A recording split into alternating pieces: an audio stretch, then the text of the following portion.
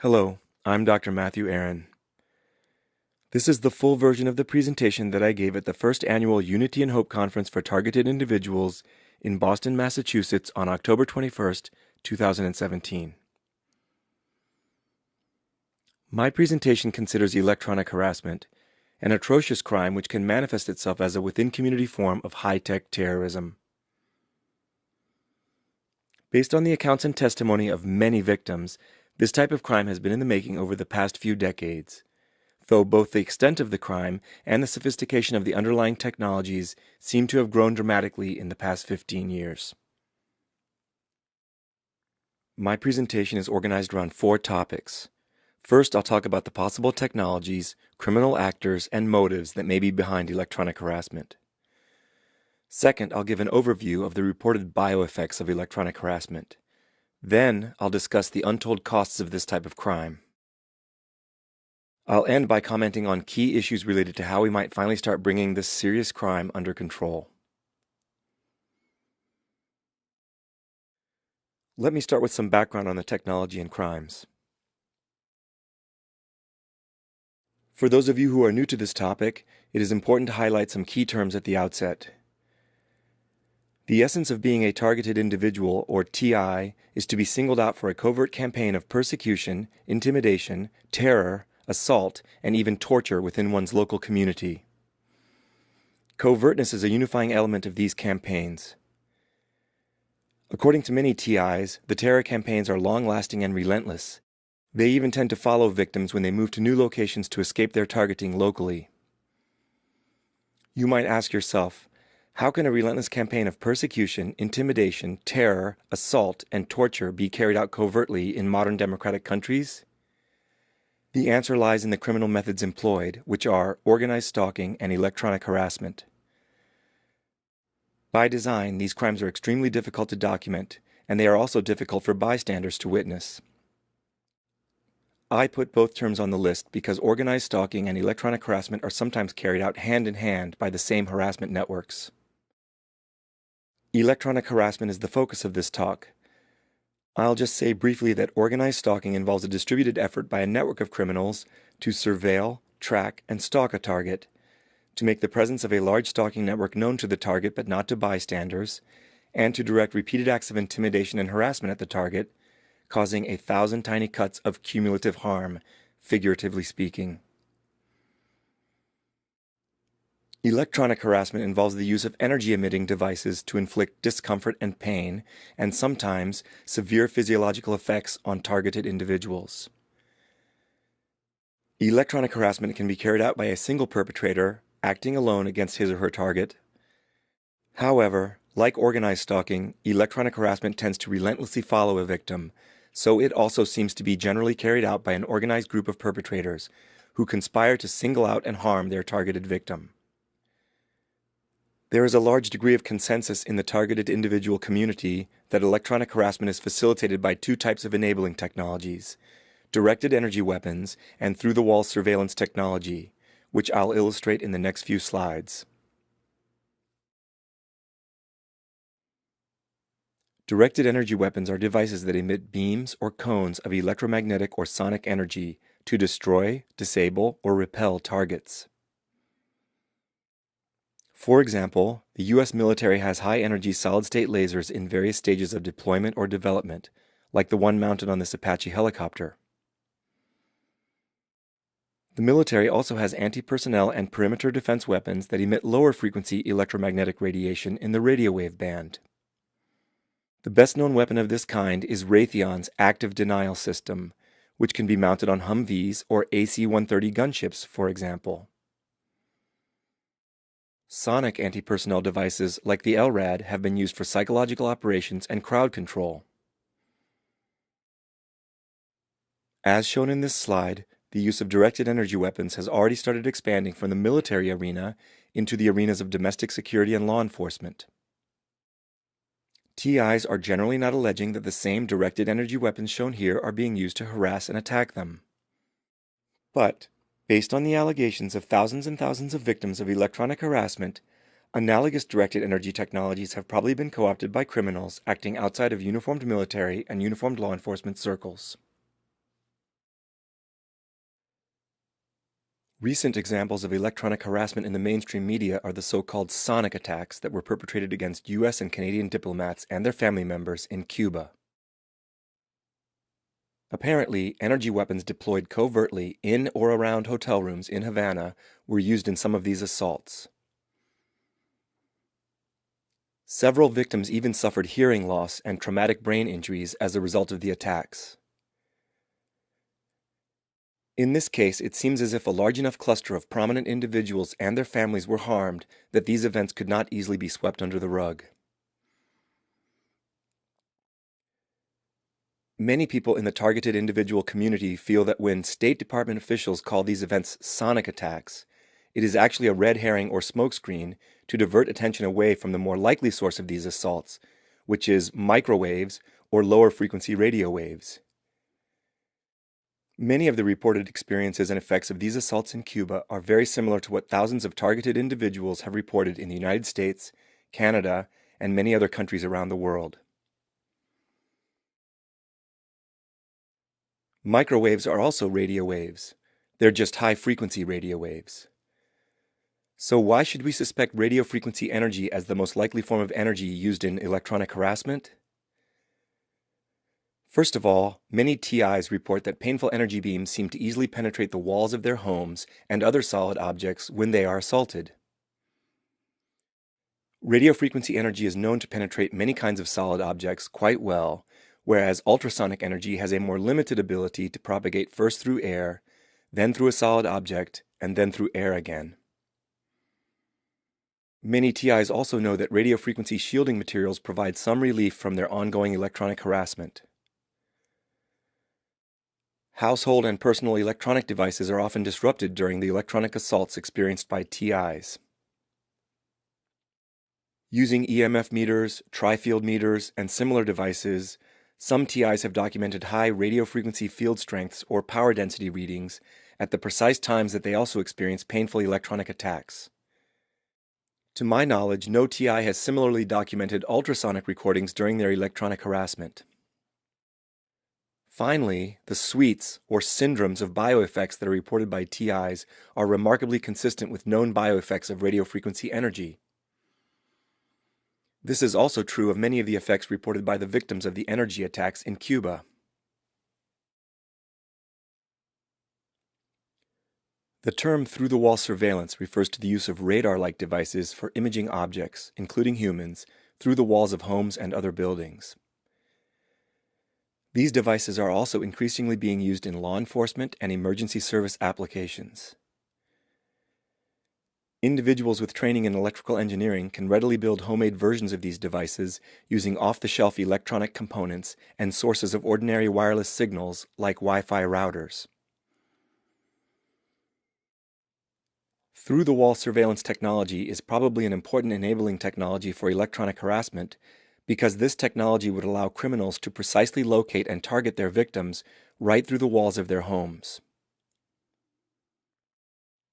Similar enabling technologies for locating and tracking victims of organized stalking and electronic harassment include methods for hacking the location and tracking data of mobile phones, hacking into home security cameras, personal communications, and so forth. Conceivably, a stalking network might even use a Pokemon Go-like app to display a target's real-time location to all available members of the local harassment network. Enabling technologies for electronic harassment probably also include devices that can be used as radio frequency directed energy weapons. One possible source of these devices is technology leakage from the military-industrial complex. There are also many openly available technologies that could potentially be adapted into harmful harassment devices and even weapons.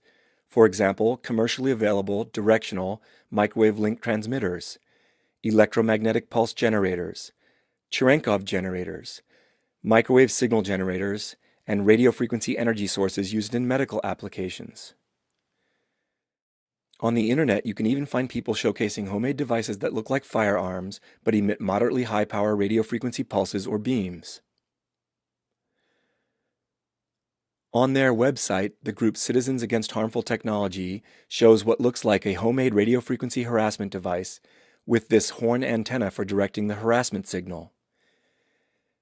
This device is small enough to carry around in your pocket and use for covert electronic harassment in public. According to the Citizens Against Harmful Technology website, this device was accidentally dropped by a suspected stalker when he confronted his target in the victim's driveway. I want you to take note of the nested ring waveguide at the firing end of this electromagnetic pulse generator. The waveguide is what allows this device to emit a directional, non-spreading beam of electromagnetic radiation. Commercially available radio frequency transmission technology permeates our modern civilization. Following the military's development of radio frequency directed energy weapons, it shouldn't come as a big surprise that sadistic criminals have also tried to find ways to weaponize the silent and invisible RF energy that emanates from some of the more powerful components in this commercially available technology. Today's massive market of microwave generating devices and consumer electronics also makes it possible to build small, homemade microwave harassment devices, which can be concealed in a multitude of sinister ways.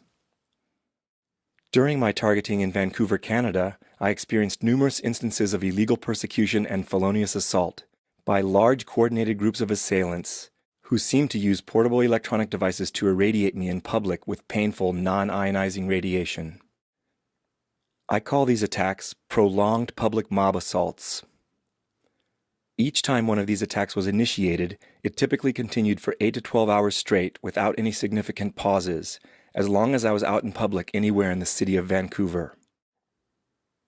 The electronic harassment device used by any given perpetrator was often not that powerful or debilitating on its own.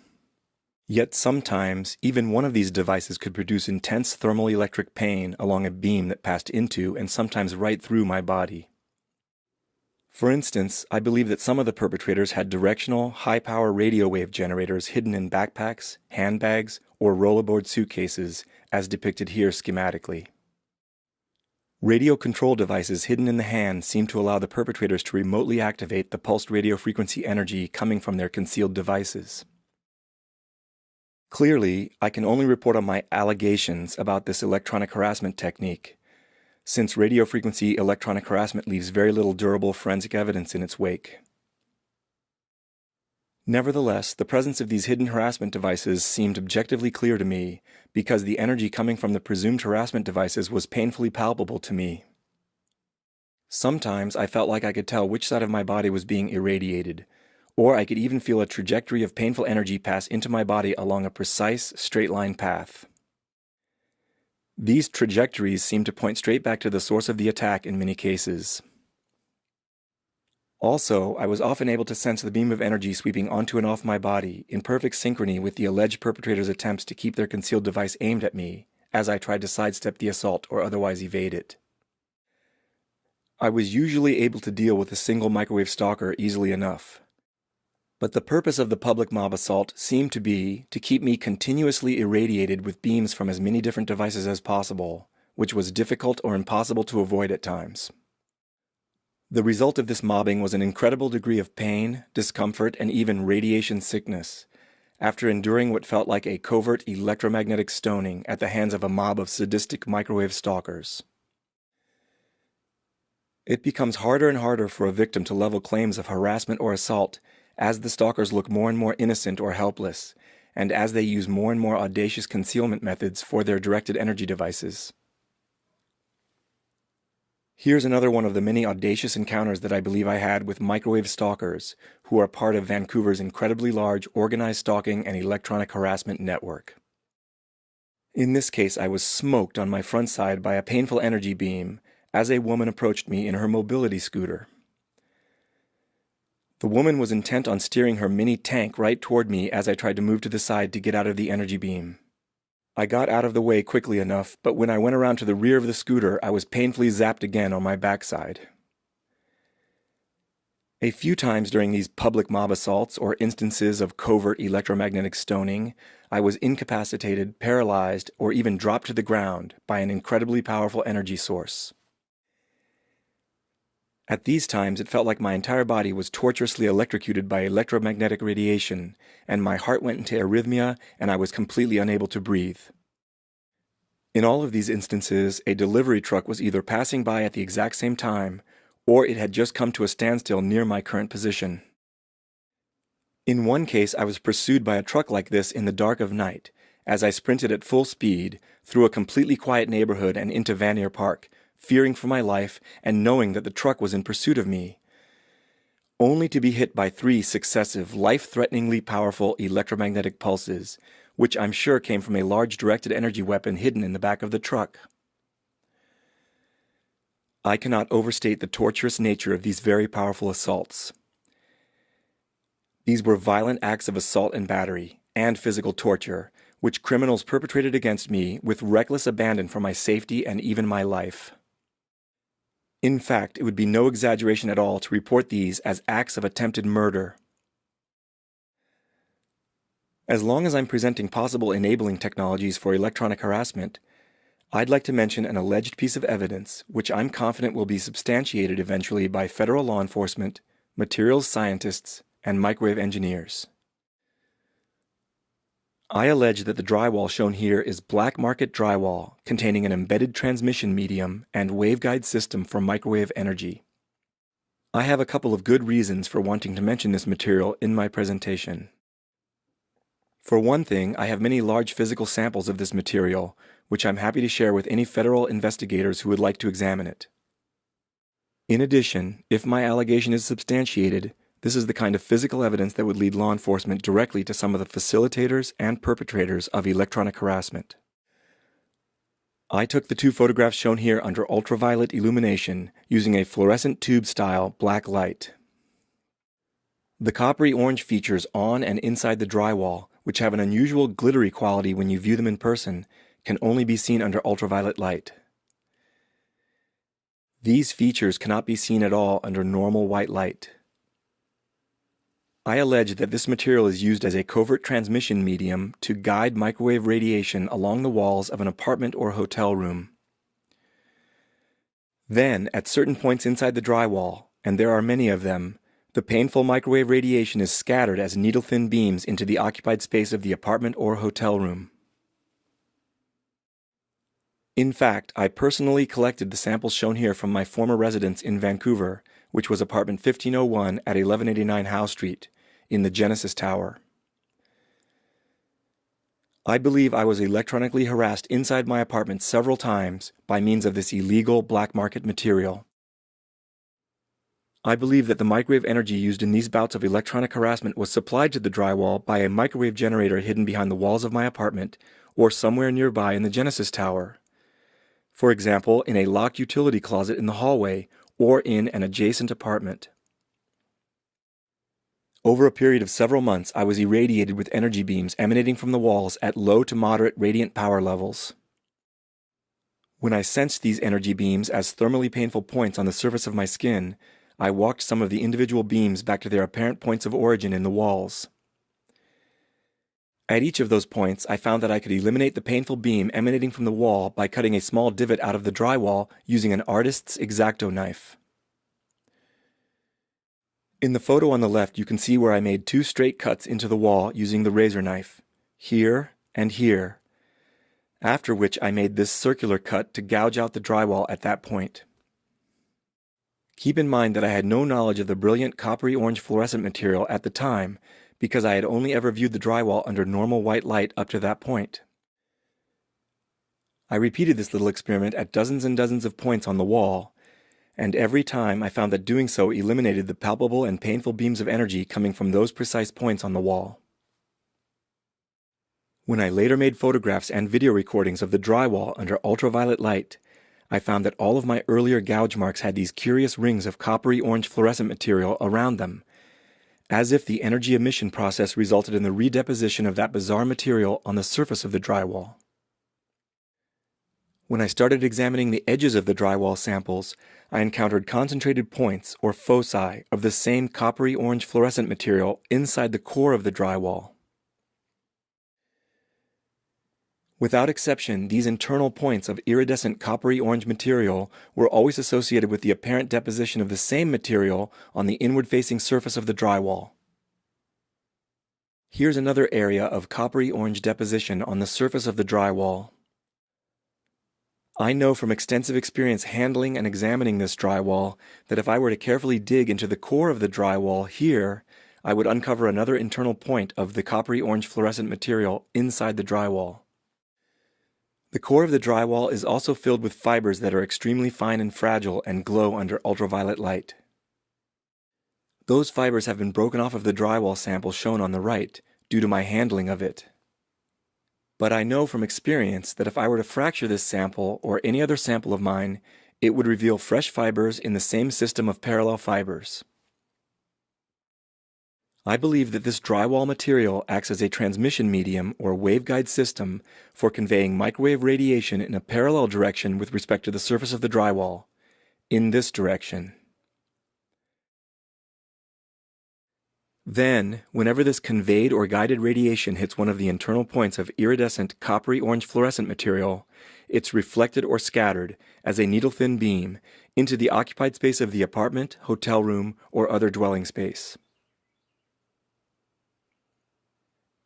As the reflected or scattered energy passes out of the drywall, I think that some of the same coppery orange fluorescent material is redeposited in little rings around the points of emission.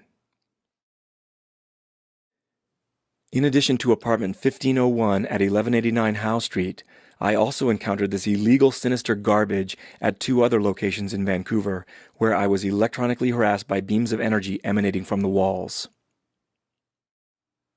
One place was room 2209 of the Coast Plaza Hotel and Suites, located at 1763 Comox Street, where I also collected physical samples of this evidence.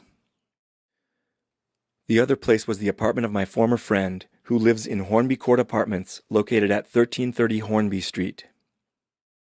This person turned out to be part of the Vancouver harassment network. He works as an interior designer for the condo remodeling company Maison d'Être, which may be how he came to find out about the use of this illegal material for electronic harassment in Vancouver. These additional observations give me the strong impression that this form of electronic harassment is widespread in Vancouver. If I'm correct about this assertion, there may be a trail of key physical evidence in apartments and hotel rooms scattered around Vancouver. This evidence may be very useful to federal investigators and law enforcement once they decide to start giving this atrocious crime the serious attention it deserves. As a warning to anyone who thinks they might be under low-intensity harassment from this illegal building material, I know from personal experience that this transmission medium incorporated into ordinary-looking drywall can handle a tremendous load of microwave energy. In the last microwave attack that was perpetrated against me by means of this material, the criminals carrying out the attack instantly stepped up the radiant power of their microwave generator to what felt like orders of magnitude more power than any prior attack. The radiant power level of the attack was extremely painful. The attack was nearly incapacitating, and it seemed imminently life-threatening, which is why I quickly tore down several large pieces of the drywall.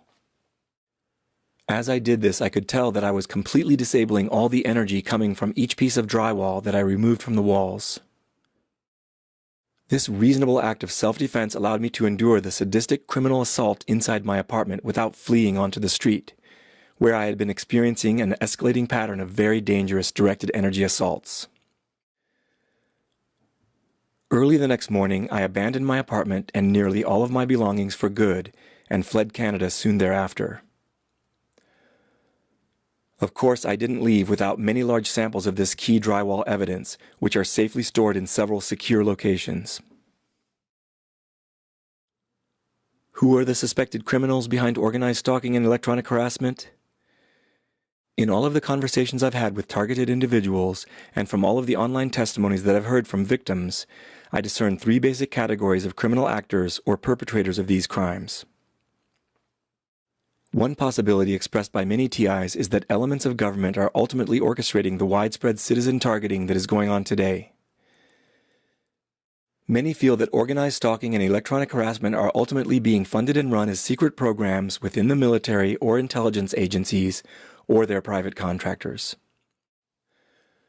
Some TIs believe that they are non-consensual test subjects in programs for investigating the bioeffects of radio frequency directed energy weapons. Development programs for these weapons are known to be receiving huge amounts of government funding at present. Others believe that organized stalking and electronic harassment are community-level manifestations of an illegal homeland defense program, which is being used for extrajudicial law enforcement and corrupt social control. These suspicions deserve consideration and eventually a congressional investigation for a number of good reasons. For example, the sheer size and scope of organized stalking and electronic harassment implicate the possible involvement of a secret government program, or the involvement of certain government officials who are misusing their positions of power and their resources. Also, TIs commonly report that some local police officers and other emergency service personnel take part in their harassment and stalking, even though these individuals are paid with tax dollars and are supposed to be protecting people's rights and safety. This was also true in Vancouver, where I was harassed in very bizarre and criminal ways by 4 identifiable Vancouver police officers and 5 identifiable Providence Healthcare paramedics. These incidents of harassment were unlike anything I've ever experienced before anywhere in the world, and they all occurred immediately after I was criminally assaulted with an incredibly powerful directed energy weapon. I would like to make it clear that I have no reason to believe that all or even most police officers, firefighters, and paramedics are taking part in this criminal behavior, but it only takes a few corrupt rotten apples to spoil people's trust in these professions. People are also inclined to believe that elements of government may be involved because the United States has a history of very twisted non-consensual experimentation by the CIA, which is documented as having occurred in the recent past and could very well be continuing. Finally, the relevant institutions in law enforcement and government have refused to do anything to curtail or even recognize organized stalking and electronic harassment.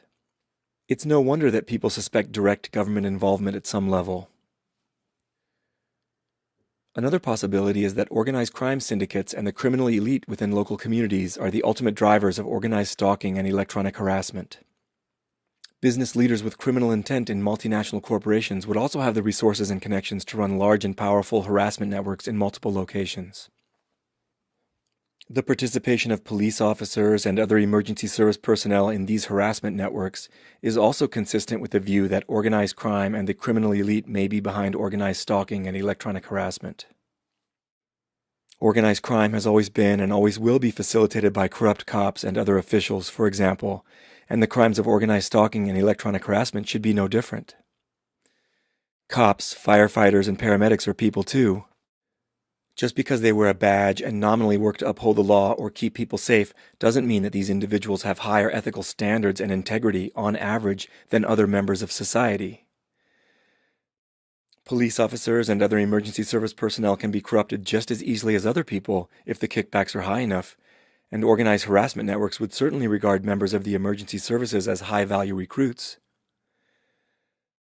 Under the scenario in which organized crime and the criminal elite are behind organized stalking and electronic harassment, one can think of any number of lucrative motives behind these crimes. Just use your imagination. The possibilities are too numerous to mention exhaustively. Organized stalking and electronic harassment are extremely intimidating and coercive. At present, they are the perfect crimes because law enforcement is not even willing to acknowledge their existence. You need muscle for your regional drug dealing or racketeering operation? Why use thugs with guns when thugs with directed energy weapons can achieve the same effects without any risk of getting caught? You want to advertise lucrative services on the dark web to intimidate and harm people and destroy their lives for profit? Why perpetrate property destruction, overt threats, or traditional assault and battery when you can destroy somebody's life covertly and torture them relentlessly with directed energy weapons? You want to force evictions, influence the real estate market, coerce politicians, corruptly influence lucrative contract deals, destroy your competition in the business world, or run a protection racket? All of these crimes can be profitable, and a large and well-armed organized stalking and electronic harassment network provides the perfect means to carry them out. There's a third possible category of perpetrators, which is especially applicable to the street-level stalkers, or those who take up long-term posts next to the homes of targeted individuals to continually harass and harm them with radiation devices. I'm referring to the lower-level members of a harassment network who are easily manipulated into spending their time sadistically tormenting and torturing complete strangers. When recruited, These quote-unquote ordinary members of society may feel that they are joining some kind of real-life gaming club, secret society, or sadistic terror cult of abuse and dominance. History has shown us, again and again, that ordinary members of society can engage in extraordinary acts of sadism, abuse, and barbarity, especially when they're manipulated by authority figures, or their barbaric acts can be done remotely and anonymously, with essentially no chance of being exposed as the antisocial criminals that they are. Many credible TIs report that huge numbers of perpetrators work together to gang-stalk them in public at times, and that these perpetrators seem to have a robotic, cult-like devotion to terrorizing and harming innocent people. It's hard to believe that a harassment network could afford to pay every last stalker to spend so much of their time harassing others. Instead, an almost cult-like loyalty and perhaps fear of the cult itself seem to drive the stalker's abuse of others. Many people who are tapped into a secret society of community-level control, or a gaming network for real-life harassment, or an underground terror cult of abuse and dominance, may have no idea of the cult's size or criminality at first. Joining a harassment network as a curious, low-level perpetrator must be a one-way street for these brainless, antisocial idiots. Once anyone realizes the full extent of evil they've become involved in, defection will seem like an impossible feat, because defection would likely result in having one's life destroyed by the full force of the harassment network. These three categories of possible perpetrators are not mutually exclusive. As I see it, all three elements probably contribute to organized stalking and electronic harassment to a greater or lesser extent. Regardless of who's carrying them out, the acts being committed are highly organized, and there's no doubt that the criminal acts are felony violations of serious laws. Accordingly, I believe that it's most accurate and most constructive for activism purposes to view the perpetrators as members of organized crime networks. As with all organized crime, profits must be the ultimate driving force behind organized stalking and electronic harassment, even if many victims are selected at random for sadistic fun, target practice, or just to instill fear in the brainwashed low-level members of the network. When people in government positions participate in or corruptly facilitate these criminal activities, they're abusing their positions of authority for the sake of organized crime. Organized crime is still an apt description of this illegal activity, and organized crime is a better framework for reaching the general public and the non-corrupted officials in law enforcement and government. In my view, organized crime well characterizes the upper levels of a typical harassment network, whereas cult-like loyalty or under-the-table wages are probably the driving motives for those at the lower rungs of a harassment network. Although I emphasize these two elements as most important, elements of government have also earned their place on this diagram. At the very least, the government is guilty of willfully neglecting this very serious problem, when the government is actually supposed to work for the people and protect their safety and rights first and foremost. Given the surge in development of directed energy weapons and through-the-wall imaging systems, there's no excuse for the government not to have foreseen the growth of serious organized crime using these same technologies. Many people at all levels of law enforcement and government know that organized stalking and electronic harassment are in full swing and rapidly growing out of control. Yet, the government continues to ignore the problem and even deny its existence, which is willful neglect of a problem that will inevitably turn into the forefront human rights issue of the 21st century. If you recall the beginning of my talk, I also referred to electronic harassment as a new form of high-tech terrorism. I think terrorism is a valid descriptor of electronic harassment, much like terrorism is an apt description of the activities of the Ku Klux Klan. Clearly, the aim of electronic harassment is to terrorize, persecute, and torture targeted victims. In addition, the perpetrators of this crime use high-tech weapons that are so terrifying and destructive that even the relevant government institutions won't acknowledge their existence or use in civilian settings. Once the use of these weapons on civilians becomes known by the general public, the consensus will be that these are weapons of terror, and that the criminals using them are domestic terrorists. We may need a new term for this organized crime of terror, because it is unlike traditional forms of terrorism in one key way. The perpetrators of electronic harassment don't seem to have any particular ideology or agenda, like other terrorists do. Unless subverting the rule of law, psychopathically inflicting pain on helpless victims, and narcissistically promoting anarchy and chaos make up their agenda. The diagram shown here portrays the likely structure of a within-community organized stalking and electronic harassment network. A comparatively small number of people from the local criminal elite may compose the top leadership of a community-level harassment network. Targets are most likely identified to subordinates by this top tier of leadership, or by lower-ranking leaders, labeled captains in this diagram. Many targeted individuals may be for-profit targets. Clients who pay to have these targeted victims harassed, assaulted, or tortured electromagnetically may only interact with the top leadership to insulate the client's identities from the rest of the harassment network. Alternatively, perhaps only second-tier officers interact with outside clients to protect the identities of the top leaders from ever being known outside the harassment network. While most targets are almost certainly chosen for profit, there may also be targets of opportunity, which are used for sadistic entertainment, target practice, or to showcase or test newly built or acquired electromagnetic harassment devices. Below the leadership, there are probably different levels of criminal thugs who carry out the dirty work against pre-selected targets. Only trusted, high-ranking stalkers may be allowed to deploy the most high-tech or powerful directed energy weapons against targets. This may include any classified weapons leaked from the military-industrial complex, and any through-wall radar devices borrowed or stolen from police or fire departments. Lower-level stalkers may be allowed to use cruder, homemade devices for mob attacks on victims in public, because these devices are less likely to be recognized as weapons or criminal harassment devices, even if they are discovered and confiscated by non-corrupted police officers. At the very bottom of these organizations are the surveillance role players, street theater actors, street-level informants, and unarmed gang stalkers. One level above them are the handlers.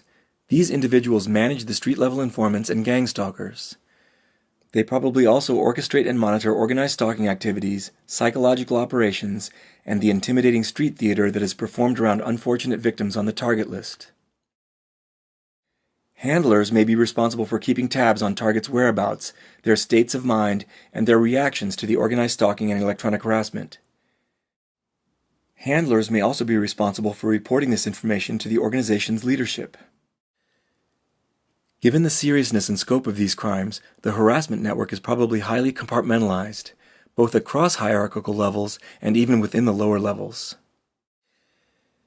Any criminal associate within the organization may only know a fraction of criminals at their same level, and they may only ever interact with one or a few individuals at the level immediately above them.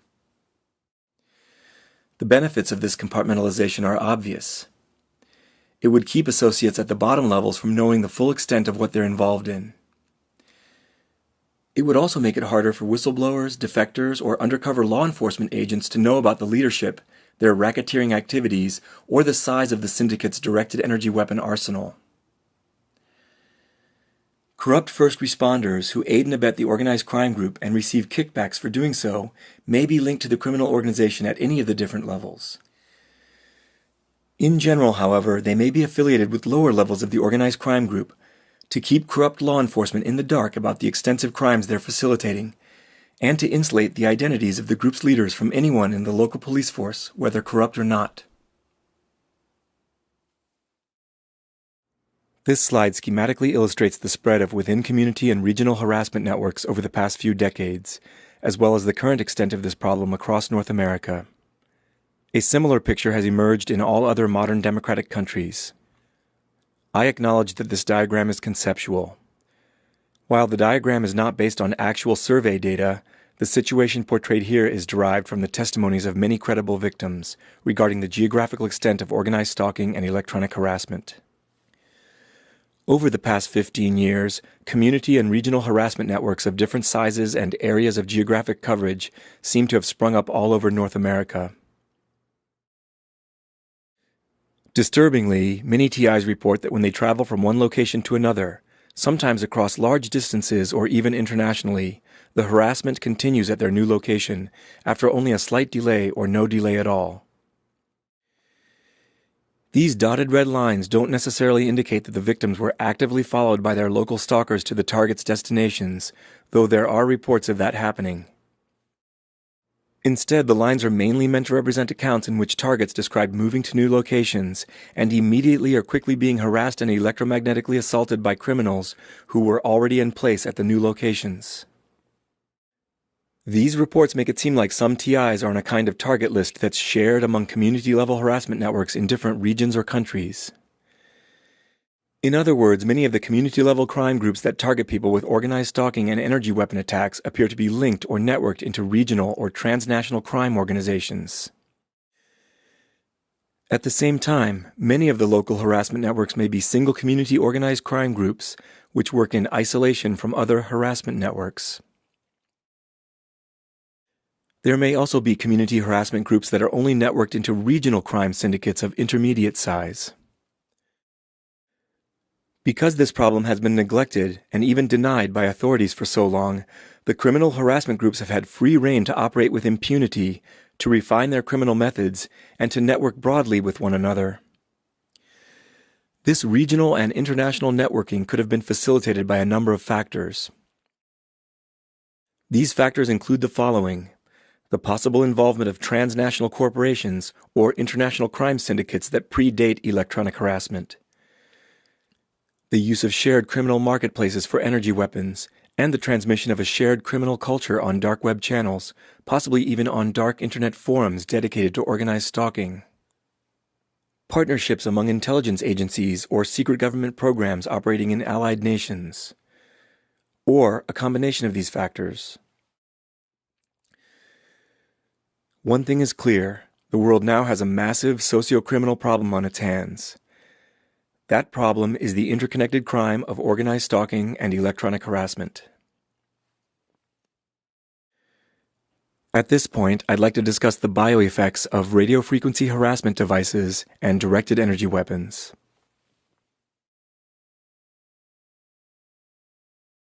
The TI community is anxiously awaiting quantitative data from the global survey of electronic harassment bioeffects being conducted by former NSA analysts William Binney and J. Kirk Wiebe. Even before those data become available, a qualitative list of the most often alleged bioeffects of electronic harassment can be made based on the reports of several hundred TIs, as given on the nightly conference calls and in YouTube testimonials. The most commonly reported effects include the following: stabbing jolts of pain deep into and sometimes right through the body, unusual burns, inflammation, bizarre bruises, and other lesions on the surface of the skin, highly uncomfortable and sometimes torturous electrified sensations in the body, incredibly intense headache with immediate onset and offset. TIs often report induced muscle contractions and involuntary body movements as they are being electronically harassed. Sometimes these are reported as pulsating muscle twitches, and other times as physical vibrations throughout much or all of the body. In extreme cases, they are said to be seizure-like body movements. Many TIs say that they experience alarming cardiac effects when they are assaulted electromagnetically, including extreme racing of the heart, very strong contractions of the heart, noticeable arrhythmia, strong heart palpitations, angina, and even temporary arrest of the heartbeat. Another commonly reported effect is impaired breathing. Any of these effects can disrupt sleep, leading to severe sleep deprivation when electronic harassment is carried out on a nightly basis, as is often reported by TIs. Many targeted individuals have reported extreme weakness with sudden onset and offset. In extreme cases, this weakness can be so great that one is totally paralyzed and incapacitated. Rapid psychological and cognitive shifts are reported to be caused by radio frequency directed energy weapons, such as inexplicable and dramatic mood swings, which seem to have nothing at all to do with ambient conditions or visible behavioral triggers, sudden onset of fear, anxiety, or heightened states of arousal, including sexual arousal or anger, and impaired ability to think or communicate. Sometimes, electronic harassment is reported to be capable of causing intense, debilitating nausea, bowel distress, or incontinence, again with immediate onset and offset, perfectly synchronized to the initiation and cessation of palpable energy fields interacting with the body. I refer to all of these reported effects as the less exotic alleged bioeffects of electronic harassment. In addition, some targeted individuals report much more exotic effects, such as dramatic effects on sensory processes or high-resolution interactions with the mind. Auditory effects are commonly reported during alleged bouts of electronic harassment, such as isolated clicks, trains of pulses or repeated clicks, buzzing, chirping, high-pitched ringing, grinding noises, and even horrifying bestial sounds. The perceived loudness of these sounds can vary from just above the minimal level of perception to as loud as being next to speakers at a rock concert. Some victims report that they hear synthesized human voices, which can be heard speaking isolated words or complex sentences when there is little background noise from one's environment and TIs are not otherwise audibly distracted.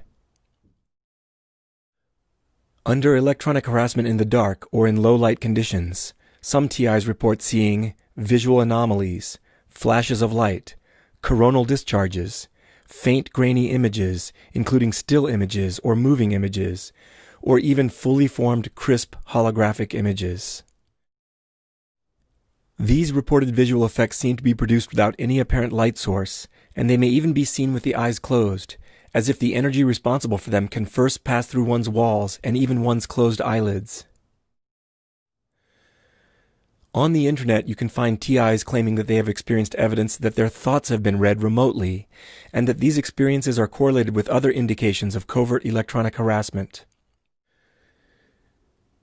A whole range of allegations by different names can be lumped under this category of thought extraction, because all of these purported effects would involve the remote reading of thoughts, or at least the very high bandwidth and high resolution extraction of data on neural processes directly from a targeted individual's brain.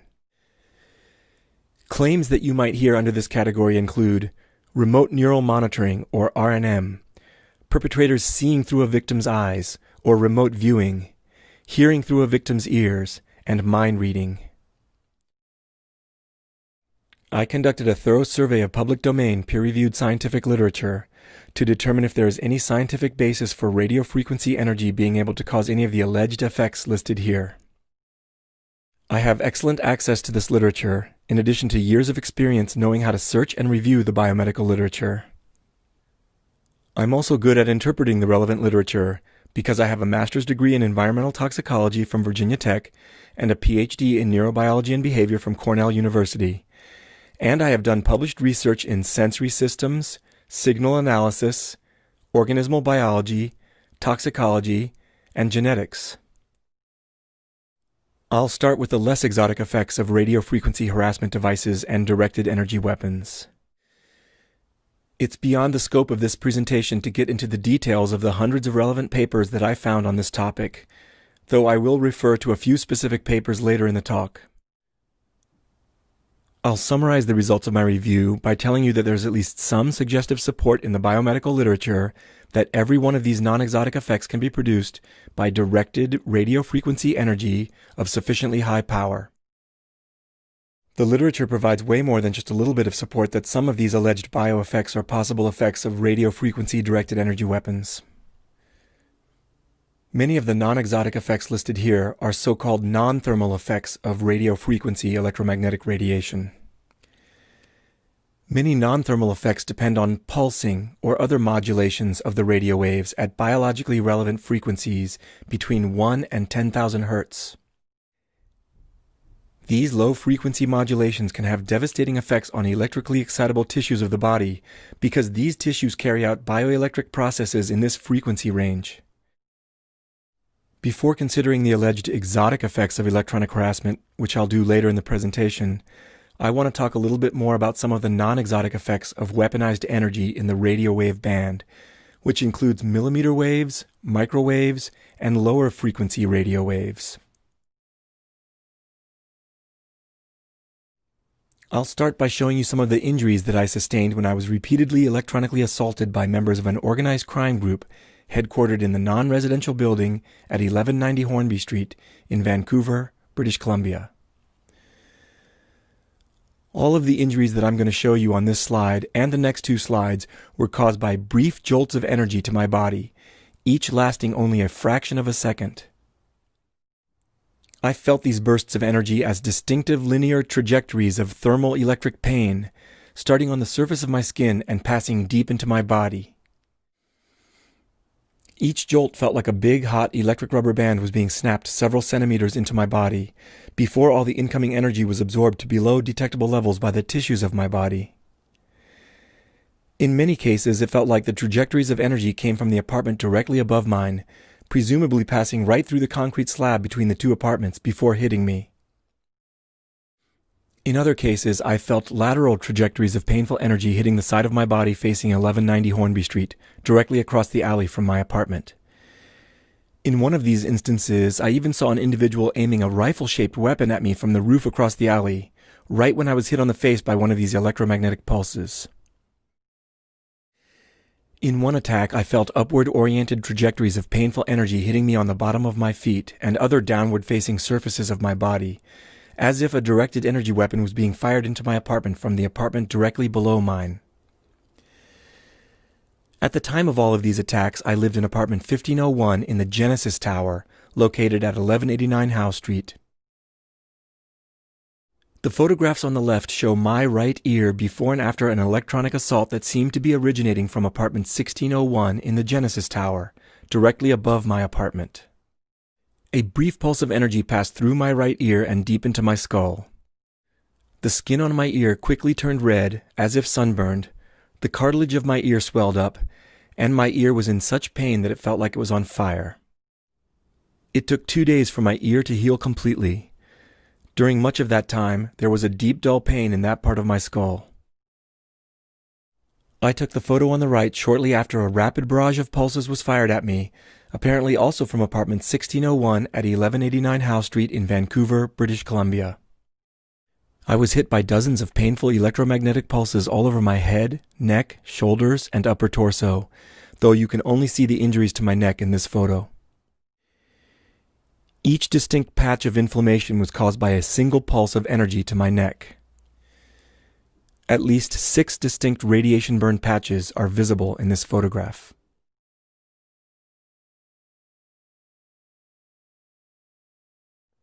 An especially powerful pulse of energy even caused the outermost layer of my skin to be obliterated or burned away in this square-shaped pattern. During each through-the-wall or through-the-ceiling assault with these pulse weapons, I typically received 40 to 80 pulses of painful energy to my body before I could no longer take the pain and had to flee the sanctity of my own home. When I did this, I often had to take shelter in the Vancouver Public Library or the YVR Airport, or I spent the entire night hiding in the 2 emergency stairwells of my building. Without exception, each pulse from this class of weapons left a visible lesion on the surface of my body, and there was always residual pain and presumably trauma deep within my body. The pain and lesions lasted up to 2 to 3 days before they went away. This photograph shows a bizarre light-colored welt just above my right eye, exactly where I was hit by a very painful thermal-electric jolt of energy. A good portion of my right eyebrow fell out as a result of this one pulse of energy. Fortunately, the hair grew back. This photograph shows another bizarre, light-colored swollen lesion where a pulsatile energy beam ripped through my head at an oblique angle. I took all 3 of these photos as I was hiding from my attackers for several hours in the stacks and washrooms of the Vancouver Public Library. In many other cases, the pulses of energy caused bizarre, thin-line bruises and microcapillary damage, which looked as if I had been tattooed by the assailant's energy weapons, like this one on my calf, and this one on my knee. These kinds of bruises took 2 to 3 days to heal fully, and there was residual pain deep in the underlying muscle, bone, and/or joints for 1 to 2 days. This photo, tweeted by Dr. Catherine Horton, shows a directed energy injury that Dr. Horton sustained on her neck from an attack carried out in public in Switzerland. The perpetrators of electronic harassment often aim their weapons at the head, heart, and spine because the high-power radio frequency energy from their weapons passes through the skin and continues traveling deep into the body. Shots to the brain, spinal cord, and heart are particularly damaging because the pulsed radio frequency energy can have devastating effects on these electrically active tissues. It's pretty clear that the assailants know this and that their aim is to cause maximal trauma and damage to their victims. The perpetrators of this kind of crime also go for other particularly sensitive, susceptible, or violating areas of the body, such as the eyes, feet, hands, anus, genitals, and breasts. It is also especially painful when radio frequency energy bursts or sustained beams penetrate bone. This photo shows what looks like skin and connective tissue damage to the right foot of a female targeted individual who lives near Portland, Oregon. This person reports chronic and very painful selective targeting of her right foot, which is typically more exposed than her left foot, given her habitual sleeping position. Note how much better her left foot looks, which the victim reports as being seldom hit by electrically painful and thermally warming beams or fields of energy, unlike the right foot. I cannot overstate how widespread and horrific this high-tech form of crime has become.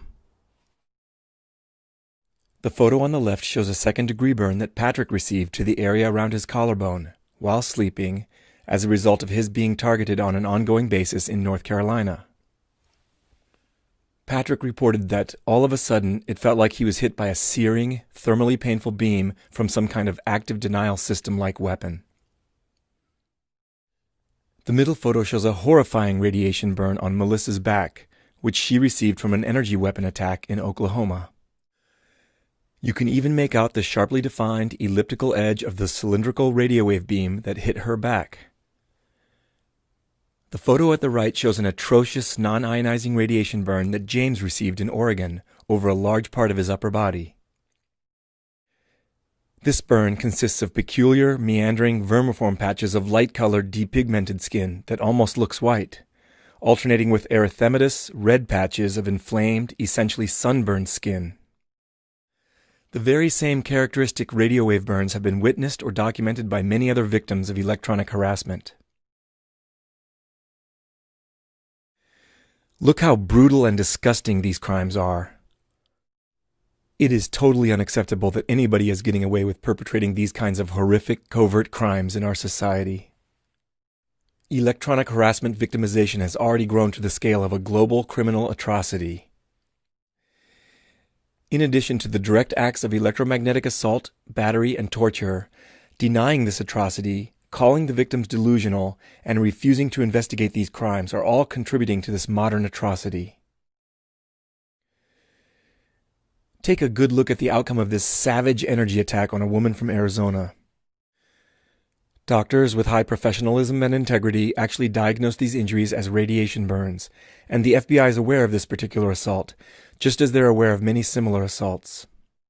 Yet law enforcement in the United States, Canada, the European Union, Japan, and many other countries continue to ignore the threat from this growing organized crime.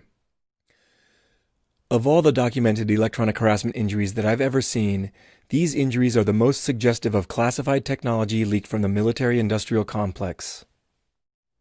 It looks like a very sophisticated auto-tracking and target-locking system was used to selectively target this person's eyes, possibly with a dual-beam weapon designed to specifically attack the eyes. Think about how serious of a crime it is to leak classified military technology into the hands of organized crime, yet federal authorities are still doing nothing to address this ongoing problem.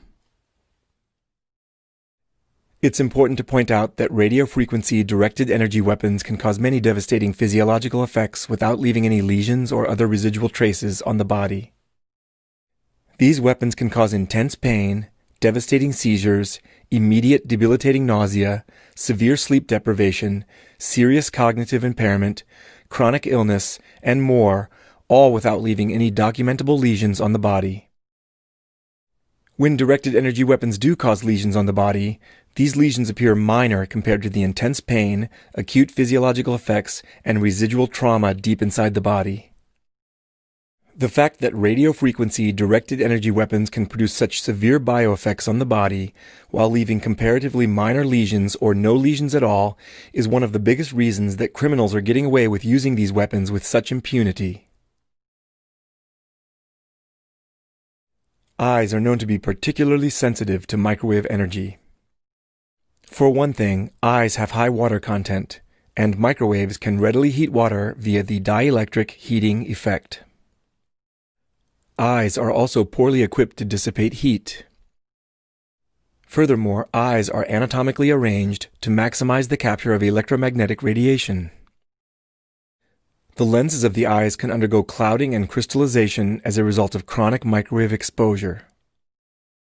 In fact, it is documented in the biomedical literature that acute exposure to high-power radio waves for short periods of time can cause blurry vision during the exposure and lead to rapid cataract formation shortly thereafter. I know from first-hand experience that a face-on attack with a large, powerful radio frequency directed energy weapon can cause a long-lasting afterimage in the visual field in the exact same pattern as the incoming beam of energy. The effect is similar to the photopigment bleaching that can result from sun gazing, snow blindness, or looking at an arc welder without protective goggles. I made this drawing of an afterimage that was burned into my visual field as a result of a face-on attack from a cannon-sized directed energy weapon at 10 p.m. on December 20th, 2015, into my apartment in the Genesis Tower. In addition to burning my eyes, this attack also caused a large part of my upper body to turn red as if it were sunburned. A large and very painful lesion of swollen and bruised tissue formed on my sternum, and for 2 days my heart and aorta felt like they had first-degree burns. At the time of the attack, I was looking through my solarium window at what looked like a beam weapon, deployed on one of the upper balconies of London Place, located at 1177 Hornby Street, as well as a man standing directly behind the device. The afterimage consisted of a central grill-like feature, a crisp pattern of concentric circles, and this horizontal band, which had a curious shattered appearance. I believe that the internal grill-like feature was caused by structural elements at the firing end of the directed energy weapon, which essentially caused a shadow to be cast in the radio waves at the center of the beam. The concentric circles were probably what the cross-section of the beam looked like, as a result of a nested ring waveguide at the firing end of the weapon, much like the waveguide that I pointed out earlier in the talk. I'm not sure what caused the horizontal shattered band in the afterimage. This feature may have resulted from the incoming radio waves being refracted, reflected, and scattered as the beam passed through my window before striking my face and upper body. 3 days before this attack, I saw what looked like the very same device in the kitchen area of 1190 Hornby Street, where it was set up in the evening and aimed directly at my apartment. Even though it was after hours and 1190 Hornby Street is a non-residential building, a large number of people kept coming into the kitchen area, gathering behind the device for a long time, and focusing their attention on me as I sat in my solarium.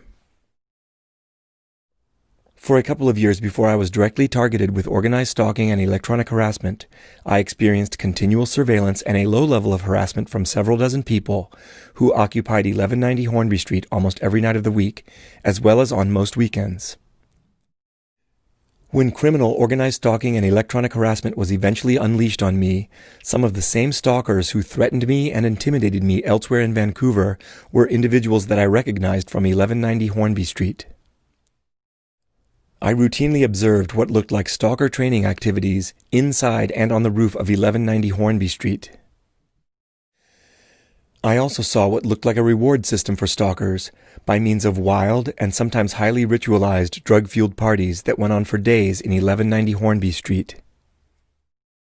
I'm sure that I'm not the only victim of organized stalking and electronic harassment at the hands of the individuals who constantly inhabited these upper floors of 1190 Hornby Street, after hours and on weekends.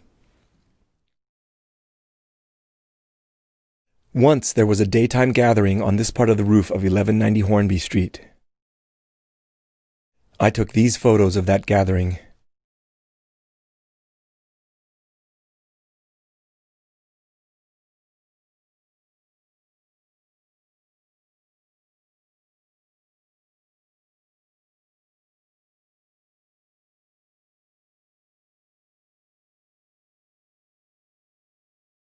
I recognize several individuals in these photos who directly participated in harassing me on the streets of Vancouver and from other high-rise buildings in downtown Vancouver. In particular, a lot of visible laser harassment of residents in downtown Vancouver came from the Kettle on Burrard, which is the building in the background at the far right of this photo. The Kettle provides free housing for disadvantaged young adults, many of whom maintain active drug habits, even as they benefit from this free housing. I have good evidence that the harassment network headquartered in 1190 Hornby Street actively recruits drug-addicted young adults living in the Kettle on Burrard to serve as their gang-stalking thugs. I also saw some of the individuals in this photo carrying out illegal voyeurism, surveillance, visual harassment, and intimidation of other residents in downtown Vancouver. At times, I witnessed them aiming what looked like directed energy weapons at my apartment and other apartments in downtown Vancouver. I believe that many of these individuals are part of the leadership of a much larger criminal harassment network in Vancouver, essentially an organized crime syndicate / domestic terror group. These are extremely violent, sadistic, low-life criminals. They carry out or orchestrate a clean, remote type of violence by means of electronic assaults. Nevertheless, what they're engaged in is sadistic antisocial behavior involving terror campaigns, criminal physical assaults, and the electromagnetic torture of complete strangers, no doubt for profit. In a couple of ways, these highly disturbed criminals divorce themselves from the true horror of what they perpetrate against ordinary good people. Either they're true psychopaths with no remorse whatsoever for their sadistic acts, or their use of directed energy weapons allows them to both physically and psychologically distance themselves from the horrific consequences of their crimes. Though electronic harassment is very remote and clean from the perpetrator's standpoint, it's violent criminal behavior nonetheless, which violates many serious laws that are already in effect. The criminal sociopaths shown here are only a small part of a much larger crime group operating in and around Vancouver, though I'm confident that individuals shown here are close to the upper echelons of that crime group. This organized crime syndicate is very real, so it warrants being named. A good working name is the Vancouver Microwave Terror Organization, or VMTO. The kitchen area of 1190 Hornby Street, where I first saw the cannon-sized device being aimed at my apartment, is located a few meters over here. In this aerial photograph, the kitchen area that I'm referring to is right here. My apartment, located here, was directly across the alley, at the same elevation as the kitchen area and outdoor patio, which I showed you in the previous photograph. I kept a journal of notes throughout the terror campaign of electromagnetic assaults perpetrated against me by the Vancouver Microwave Terror Group. When I first saw what looked like a cannon-sized beam weapon being aimed at me from the kitchen area of 1190 Hornby Street, I called it the vortex gun in my notes. I later realized that this device resembled a directional high-power microwave generator, or HPM generator for short. The very next morning after I first saw the HPM generator being aimed at my apartment, I noticed that it had been removed from the kitchen area of 1190 Hornby Street. Several hours later, a device that looked identical to that HPM generator was deployed on one of the upper balconies of London Place, approximately here. While it was on that balcony, the device was mostly, but not always, covered with a tarp. Using a pair of binoculars, I still got several good looks at the device, so I could tell that it appeared to be the exact same high-power microwave generator that was aimed at me from the kitchen area of 1190 Hornby Street. I could also tell that the cannon-like device was once again aimed at my apartment. 2 days after I first noticed the HPM device on the balcony of 1177 Hornby Street, I was brutally attacked twice with high-power beams of energy while I was in the solarium of my apartment. One attack happened at 6 a.m. while I was seated at my desk looking at my computer. The other attack happened the same day at 10 p.m. while I was looking directly at the HPM generator, or vortex gun as I called it, and the man standing behind it, on the balcony of London Place. In desperation, I heavily steamed up my apartment, because I wanted to fog up the windows to make it harder for the assailant in London Place and the onlookers in 1190 Hornby Street to see my position in my apartment.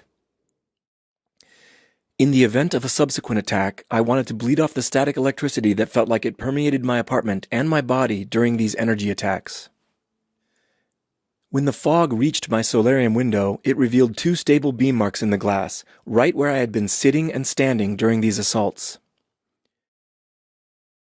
These beam marks were brand new stable features in the glass. My solarium window had been fogged up many times in the past, and I had never seen these 2 marks before this particular occasion. However, after these attacks, I saw the same 2 marks every time I steamed up my apartment again, right up to the point when I fled Canada for my life 1 month later. I believe it's quite possible that the 2 beam marks were permanently flash burned and frozen into the glass as a result of these electromagnetic attacks. In fact, this forensic evidence may still be present in the solarium window of apartment 1501 at 1189 Howe Street. I think that the 2 radio wave beams that hit me actually changed the dielectric properties of the glass, such that they made the glass more hydrophobic wherever the high-energy radio waves passed through the glass. As a result, the glass permanently became less conducive to the condensation of fog in the cross-sections of the radio wave beams. Not only were the marks identical to each other, they were also identical to the long-lasting afterimage that had been burned into my visual field as a result of the second attack. Each beam mark had a diameter of 30 centimeters. If you take careful measurements on the beam marks, you'll actually find that they are slight ellipses rather than perfect circles. When a cylindrical beam intersects a plane, it only produces a circular cross-section if the beam hits the plane at a 90-degree angle. If a cylindrical beam passes through a plane at an oblique angle, the intersection of the beam and the plane will be an ellipse, which is what these 2 beam marks in my window are, slight ellipses. In fact, the shapes of these ellipses are consistent with the position of the cannon-sized beam weapon on the balcony of London Place relative to the position and orientation of my solarium window. Furthermore, the beam marks bear a striking resemblance to a concentric ring resonator waveguide, much like this example from Figure 1 of patent number US 6573813B1. This waveguide and similar split-ring resonator waveguides are well suited to directing millimeter waves, microwaves, and other frequencies of radio waves into cylindrical beams of weaponized electromagnetic radiation. In short, it seems that these long-lasting marks, visualizable in the pattern of fog condensation on glass, are smoking gun forensic traces of directed energy assaults through glass. At the same time, it seems very likely that not all directed energy assaults are expected to leave crisp, round beam cross-sections in glass, like the ones I photographed in Vancouver. Special conditions may be required for that to happen, such as rigidly fixed aim, rather than strafing, a minimum surface power density, and perhaps even specific microwave or radio wave frequency compositions. I already summarized many of the less exotic effects of electronic harassment commonly reported by TIs. I also told you that my thorough review of the biomedical literature revealed at least some evidence, too ample amounts of evidence, that all of these less exotic effects can be produced by weaponized radio frequency energy. Now, I'd like to consider the 3 most commonly reported exotic effects of electronic harassment from a biomedical scientist's perspective. First, let me consider auditory effects, which are reported in some form or another by the majority of electronic harassment victims during assaults, including the diplomats in Cuba. It may surprise you to know that it has been rigorously demonstrated scientifically that humans and other mammals, such as dogs and cats, can hear modulated microwave signals. In fact, aside from the dielectric heating effect, which we are all familiar with from the operation of our microwave ovens, the microwave auditory effect is the most widely accepted biological effect of microwave radiation. There is a large scientific literature on the microwave auditory effect. The papers listed here represent only a small sampling of that literature. I want to point out this 2018 paper by Professor James C. Lin, published in the IEEE Microwave Magazine and titled Strange Reports of Weaponized Sound in Cuba. In his paper, Professor Lin writes the following in regards to the so-called mysterious sonic attacks in Cuba. Quote, "Assuming that the reported events are reliable, there is actually a scientific explanation for the source of sonic energy. It could well be from a targeted beam of high-power microwave pulse radiation." Unquote. Given the decades of research that have been done on the microwave auditory effect since it was discovered by Alan Fry and others in the late 1950s and early 1960s, we have a very solid understanding of how modulated microwaves are heard. The mechanism is quite simple, in fact. To explain this mechanism, I want to first orient you to some anatomical aspects of the brain and auditory system. This is a horizontal MRI section of a person's head, showing the brainstem and cerebellum. This person's face is pointing up in this scan, and the back of their head is pointing down. The horizontal MRI section is at the level of the junction between the medulla oblongata and pons, right about here. At that level, you can see the 8th cranial nerve entering the brainstem. This nerve conveys vestibular information from the semicircular canals on each side of the head, located here and here, as well as auditory information from the cochlea on each side of the head, located here and here. The cochlea is where different frequencies of sound waves are transduced into nerve impulses, which are conveyed to the brain by the 8th cranial nerve and perceived as sounds. The soft tissue of the rest of the brain sits above this section. When a burst of sufficiently powerful microwaves passes into the head, it rapidly heats the soft tissues of the brain by a very tiny amount. At microwave power levels well below those that cause thermal pain, the temperature of the brain rises by 1/1,000,000th of a degree Celsius in just a few microseconds. When this happens, the brain tissue expands a minuscule amount. After the burst of microwaves ends, the brain rapidly cools back down to normal body temperature, and the brain tissue contracts accordingly. The thermoelastic expansion and contraction of the brain tissue causes a pressure wave in the brain that propagates to the cochlea on each side of the head, primarily by bone conduction through the skull. After these mechanical waves reach the cochlea, they are perceived as sound in the normal way. In fact, they are actual sounds, but the sounds are thermally generated inside the brain and then propagate to the cochlea along an inside-out pathway, rather than by the outside-in pathway that sound normally follows when it is heard. A single burst of microwaves can be heard as a single click or knocking sound. Microwave energy with a more complex modulation pattern can be heard as more complex sounds. A simple illustration of signal modulation may help you understand this. Microwaves oscillate at hundreds of millions to hundreds of billions of times per second. In this diagram, you can think of the blue wave as being a carrier wave of microwave energy. Microwave frequencies are way above the frequency range for hearing by humans or any other animal for that matter. However, microwaves can be pulsed or otherwise modulated at frequencies that are within the frequency range of human hearing. This figure shows a sine wave envelope for amplitude modulation of the carrier wave. Let's assume that one full cycle of this modulation takes 1 millisecond, or 1,000th of a second. With this kind of amplitude modulation, the brain tissue would undergo 1,000 cycles of heating and cooling each second. 1,000 cycles per second is 1,000 hertz, or 1 kilohertz, which is well within the range of human hearing. As a crude reference, the annoying buzzing sound that one of those old digital alarm clocks makes, with the red numbers on its face for hours and minutes, has a peak power around 1 kilohertz. In other words, this kind of microwave signal with a 1 kilohertz amplitude modulation could produce something like a 1 kilohertz tone or buzz that only the person targeted with the microwave beam would hear. Human voices are much more complex sounds since they vary dynamically in amplitude and frequency through time. If the microwave signal is also frequency modulated through time, or if the microwave pulse width and pulse repetition rate are varied so that the frequency of brain vibrations varies through time, synthesized voices can be recreated inside a targeted individual's head by this same process.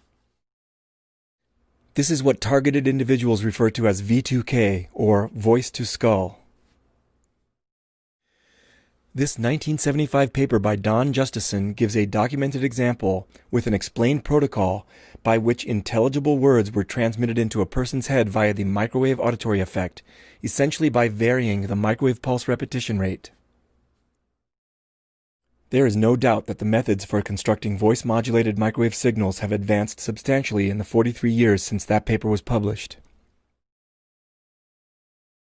Once again, it's important to emphasize that the microwave auditory effect, including V2K, can be produced at microwave power densities far below those that leave burns or other lesions on the body, or even those that cause perceptible thermal pain. As I said before, some TIs report experiencing inexplicable visual effects, but generally only at the times and places that they experience repeated bouts of electronic harassment, for example, generally in their homes but nowhere else. These induced visual effects are reported as being most common and most prominent under low light conditions, or in complete darkness. The visual effects may even be perceived with the eyes closed, as if the energy responsible for them can pass right through one's closed eyelids in addition to one's walls. Reported visual harassment of this kind includes faint flashes of light, slowly swirling greenish coronal discharges which look like small versions of the aurora borealis, and balls of faint red light that seem to slowly advance toward or recede from the targeted person. The visual effects can also include fields of countless points of faint monochromatic flickering light, much like the quote-unquote snow on an old television set, which isn't receiving a proper signal, as depicted here. This effect is often best seen in flat, reflective metallic surfaces, such as baking sheets, mirrors, the enameled outer shells of metal appliances, and the outer shells of stainless steel refrigerators. Monochromatic moving images can be partially incorporated into these television snow-like patterns, similar to crude black and white movies on old television sets. Shadowy figures can be made to slowly sweep or glide across one's ceiling or walls, or they can be made to appear to loom out of the walls, again mostly when the lights are low or completely off. According to other reports, faint but high-resolution holograms can become incorporated into or overlaid on top of pictures, paintings, wall hangings, window reflections, or wallpaper patterns. Targeted individuals who experience these effects report that the nature of these images are typically what one might expect from the pathological mind of a sadistic, psychopathic teenager bent on harassing others. Unlike with the microwave auditory effect and V2K, my review of the biomedical literature revealed no published evidence on the stimulation of the visual system by modulated microwaves or other frequencies of radio waves.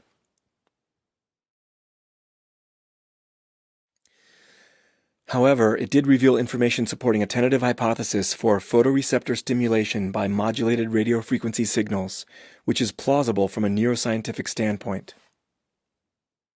There is scientific evidence that radio frequency energy can affect voltage-gated calcium channels. Professor Martin Paul of Washington State University reviewed this evidence in papers published in the Journal of Cellular and Molecular Medicine and the Journal of Chemical Neuroanatomy. Voltage-gated calcium channels are widely distributed throughout the body. These ion channels play key roles in the contraction of skeletal muscles, smooth muscles, and heart muscle, the transmission of signals between nerve cells, the secretion of hormones from glands, and several other bioelectrochemical processes. In fact, the coupling effects between radiofrequency energy and voltage-gated calcium channels, and possibly other types of voltage-gated ion channels as well, may be the central mechanisms underlying the so-called non-thermal bioeffects of radio waves. In the eye, sensory cells or photoreceptors called rods and cones transduce incoming visible light signals into cascades of electrochemical events. Voltage-gated calcium channels are a critical part of the mechanism by which these photoreceptor cells pass that transduced sensory information to the first neurons, labeled 3, along the ascending visual pathway. It seems plausible that certain modulated radio wave signals might have weak effects on voltage-gated calcium channels in rods and cones, and that these effects might produce perceptual visual experiences, especially when the activities of the rods and cones are little affected by visible light. The functioning of rods and cones is optimized to electromagnetic radiation in the visible frequency band, in other words, to visible light. Therefore, under bright visible light, the weaker effects of modulated radio waves may tend to get swamped out by normal visual stimuli. This may explain why the bizarre visual anomalies and other visual effects experienced by many TIs tend to happen in the dark or with the eyes closed. It's also scientifically plausible that the types of photoreceptors stimulated and the intensity of that stimulation depend on the modulation pattern of the incoming radio waves. Perhaps non-public domain researchers, from DARPA for example, figured out how to spatially encode a beamed image coordinate system with different patterns of RF signal modulation in order to stimulate photoreceptors in an image-forming pattern, possibly even in perceived colors. Projecting an image-encoded beam via a spatially dependent pattern of radio wave modulation may be trivial nowadays. For example, imagine that the image shown here is being beamed onto a screen by a PowerPoint projector or similar projection system. Obviously, a projector of this kind can encode different hues and intensities of visible light at different coordinates in the projected beam. We all know that the projected light can also be made to change dynamically to create video images or motion pictures. To recap, there's good scientific evidence that microwaves and other frequencies of radio waves can have coupling effects on the activities of voltage-gated calcium channels. These ion channels function in vision, muscle contraction, the beating of the heart, the transfer of nerve impulses through the nervous system, the secretion of hormones from glands, and many other bioelectrochemical processes. I have described a hypothetical scenario in which appropriately tuned modulations of radio waves might influence the rods and cones in the eye, especially under low light conditions. I want to be perfectly clear that this hypothesis is only informed speculation at present. There is no publicly available scientific literature documenting stimulation of the visual system by modulated microwaves or radio waves. At the same time, many credible individuals have independently reported through-wall visual effects, like the ones I've described, during their electronic harassment, and my hypothesis is plausible from a neuroscientific standpoint. Accordingly, I encourage scientists to consider how these through-wall visual effects might be accomplished by modulated radio waves.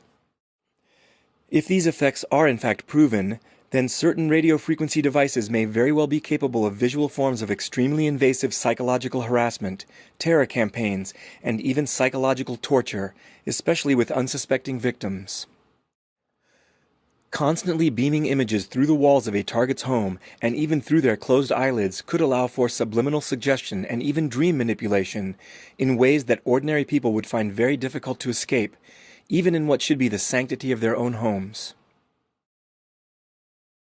Before moving on to the costs of electronic harassment, I'd like to say a few words about claims that electronic harassment is capable of thought extraction, including remote neural monitoring, seeing through a target's eyes, hearing through a target's ears, or reading one's mind. If you search the internet, you may even encounter an allegation from a self-proclaimed insider who claimed to have worked for a security company involved in contract stalking and electronic harassment that he once encountered a bank of monitors with live video feeds directly from the eyes of several targeted individuals. I have to say that there's no scientific basis or even plausible scientific hypothesis for the remote monitoring of one's thoughts or the remote extraction of high-resolution perceptual information directly from targeted individuals' auditory and visual systems. An article by retired Lieutenant Colonel Timothy Thomas, titled "The Mind Has No Firewall," helped spread the view that psychotronic weapons are capable of reading targeted individuals' minds. This article was published in 1998 in Parameters, a quarterly academic journal published by the United States Army War College. The title of this article was influential in promoting the notion that remote mind reading is possible by means of high-tech electromagnetic devices. The text of this article focuses mostly on the vulnerability of the body's electrochemical systems, mainly the muscles, senses, and nervous system, to being influenced or disrupted by energy weapons. The article briefly mentions research that was being done in Russia on psychotronic weapons, purportedly capable of remotely extracting information from a person's brain. But the main focus of the article is on the potentially disruptive effects of energy inputs into the nervous systems of targeted individuals. Many of these deleterious input effects are well substantiated. They are the very same effects that thousands upon thousands of targeted individuals are now experiencing at the hands of electronic harassment networks and, as the paper calls them, psycho-terrorists. Unfortunately, the bold declaration in the title of the paper implies that the mind has no firewall with regard to both remote inputs into the mind and remote outputs or downloads from the mind. This is a gross overstatement of what is possible. While it's true that the mind has no firewall against many debilitating effects and even some mentally influencing effects of directed energy weapons, there are severe biological and physical constraints on the remote extraction of information from the mind. In other words, a much fairer, though much less catchy title would be, "The unshielded mind has no firewall against certain unwanted intrusions from energy weapons, but severe constraints act as an intrinsic firewall against the remote extraction of mental processes." Let me explain what I mean by this more accurate, qualified title. Put simply, there are severe physical and biological limitations to the remote sensing of mental processes. What do I mean by this? We all know that information on brain structure can be obtained non-invasively from living subjects using imaging technology situated outside the head, such as computed tomography or CT scanners, and magnetic resonance imaging or MRI machines. Information on brain function can also be gathered using sensors positioned outside the head, as in the case of functional MRI or fMRI and electroencephalography or EEG. fMRI measures brain activity by measuring changes in blood flow across a three-dimensional map of brain voxels. The resulting data looks something like this. This pattern of frontal cortex activation was obtained when subjects were simultaneously shown words describing emotions and photos of people with facial expressions that were incongruent with those words. EEG records voltage fluctuations at many different points around the skull, each of which represents the summed external potentials of a huge number of nearby neurons. The resulting data look like this. This EEG trace is dominated by sinusoidal-like waves with frequencies around 11 Hz, in other words alpha waves, which are most prominent in the occipital lobes. This pattern of electrical activity in the brain normally arises during wakeful relaxation with the eyes closed. Clearly, patterns of brain activity at certain levels of resolution can be detected using sensors positioned outside the brain. I don't dispute this. There is also technology in use that can detect electric biosignals in the brain, muscles, nerves, and eyes that indicate active perception, volitional effort, and so forth. These biosignals form the basis of very impressive human-machine interface technologies. I don't dispute these capabilities. However, the ability to record patterns of brain, nerve, and muscle activity drops off rapidly with increasing distance between the sensing equipment and the brain being functionally imaged or recorded. Even when imaging and recording the brain under optimal conditions, like those shown here, the resulting data don't come close to capturing our high-resolution thoughts and perceptions. Put simply, the data shown here are not thoughts. They're just crude representations of brain activity patterns. Moreover, human-machine interface technology based on electric biosignals relies on sensors that are in close proximity to the body, and the signals that are detected by this technology are much simpler than our thoughts. Neuroscience is barely scratching the surface on understanding human thoughts. Modern neuroscience doesn't even have a working theory of the mind. The physical constraints on the remote sensing of neural processes that I'm talking about have to do with the rapid reduction in signal-to-noise ratio with increasing distance between the sensor and subject, when it comes to magnetic fields and electric potentials. In addition, biological constraints on the remote sensing of neural processes arise from the extraordinary complexity of the brain, with its 86 billion neurons or so, and the fact that they are connected into an irregular three-dimensional network. This three-dimensional network of the brain is already apparent at a macroscopic scale, as seen in this diffusion tensor MRI scan, which maps major white matter tracts in the brain by how axons affect the diffusion of water through the brain. In this image, red is used to code connections running left to right or right to left. Green indicates front to back or back to front connections, and blue indicates connections running up and down. There are reports in the media suggesting that, by means of this same imaging technique, doctors found evidence of white matter damage in the brains of the diplomats who were victims of the mysterious energy attacks in Cuba.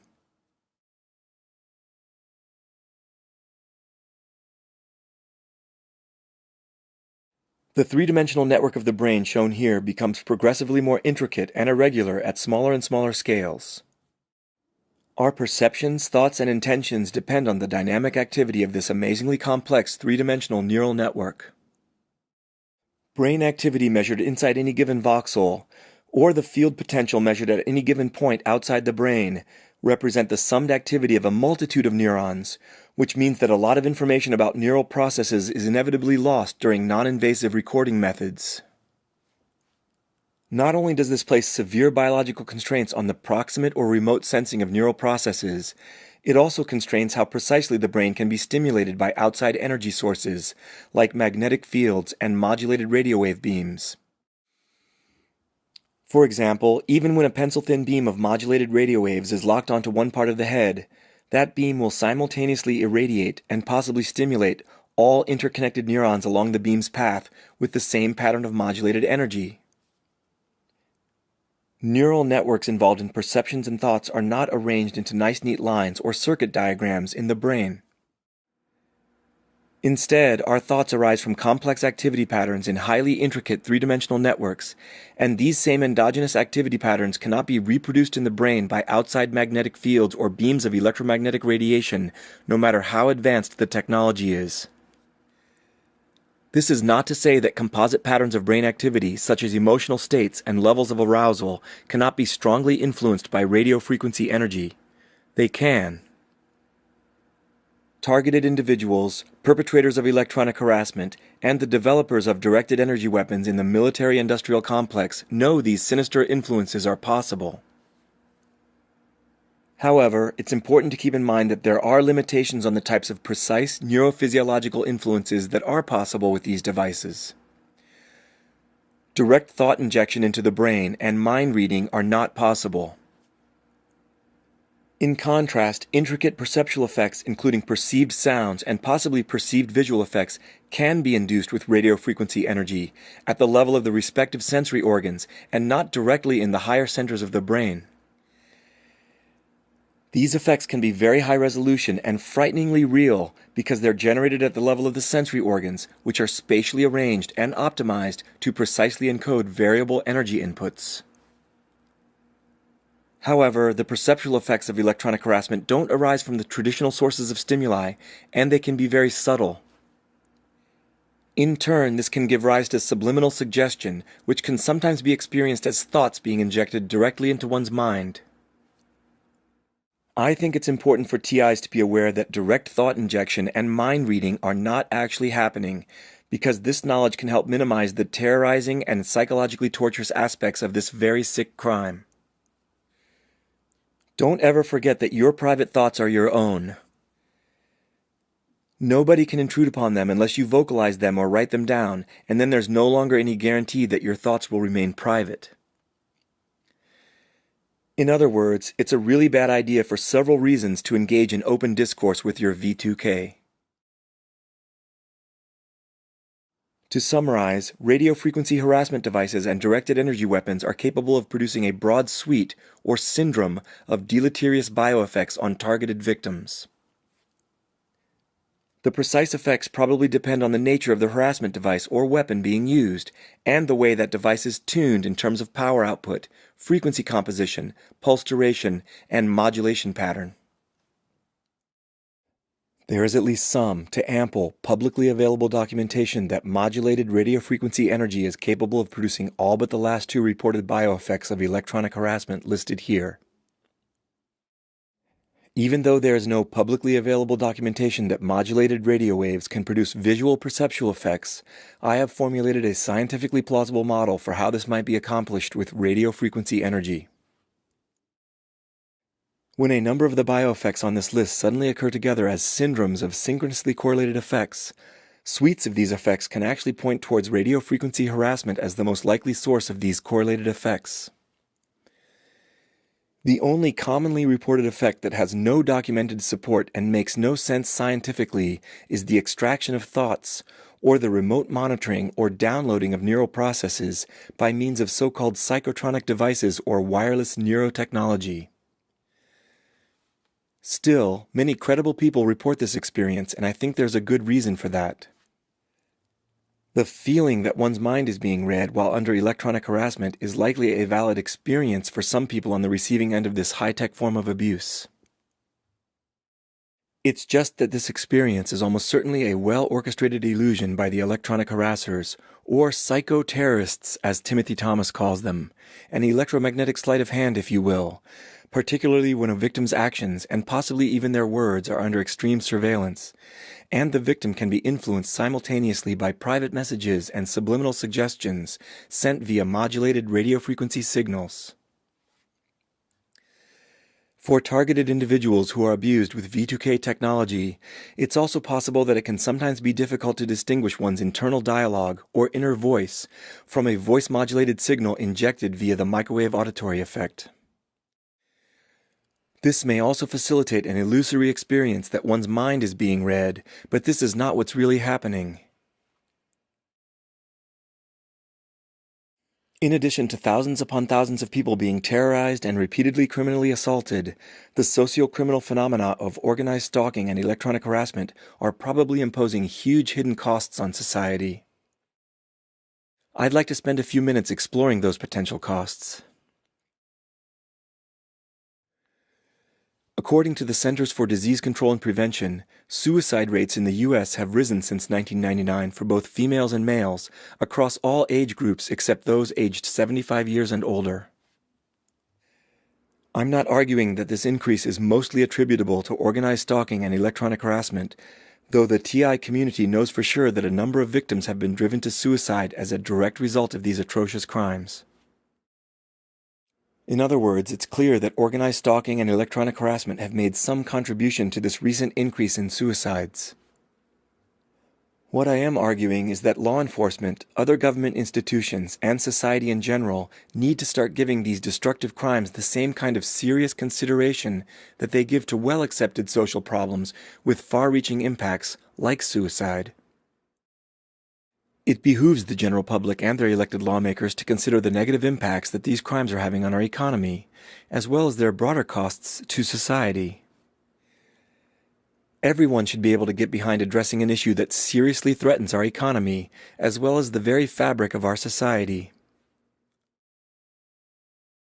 The CDC estimates that suicides in the United States in just the year 2013 imposed medical and work loss costs totaling $50.8 billion.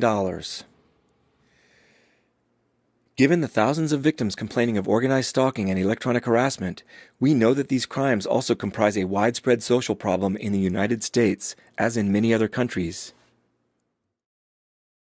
Unfortunately, we don't even have the crudest of estimates of the potential hidden costs of this socio-criminal phenomenon, because the relevant government agencies won't even acknowledge the existence of this rapidly growing problem. Many, if not most, elected representatives at the national level, and all of the top leaders in law enforcement know about the existence and pervasiveness of organized stalking and electronic harassment.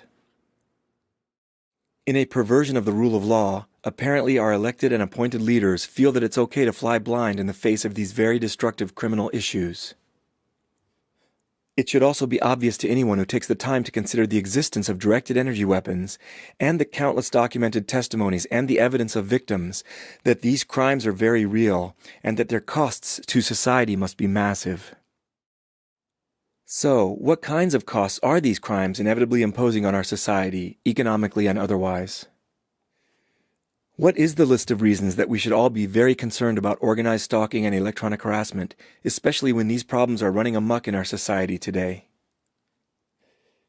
I've omitted the most obvious reason from the list I'm about to show you, that these crimes involve outrageous human rights abuses, criminal harassment, repeated assault and battery, and psychological and physical torture being perpetrated against thousands upon thousands of innocent victims.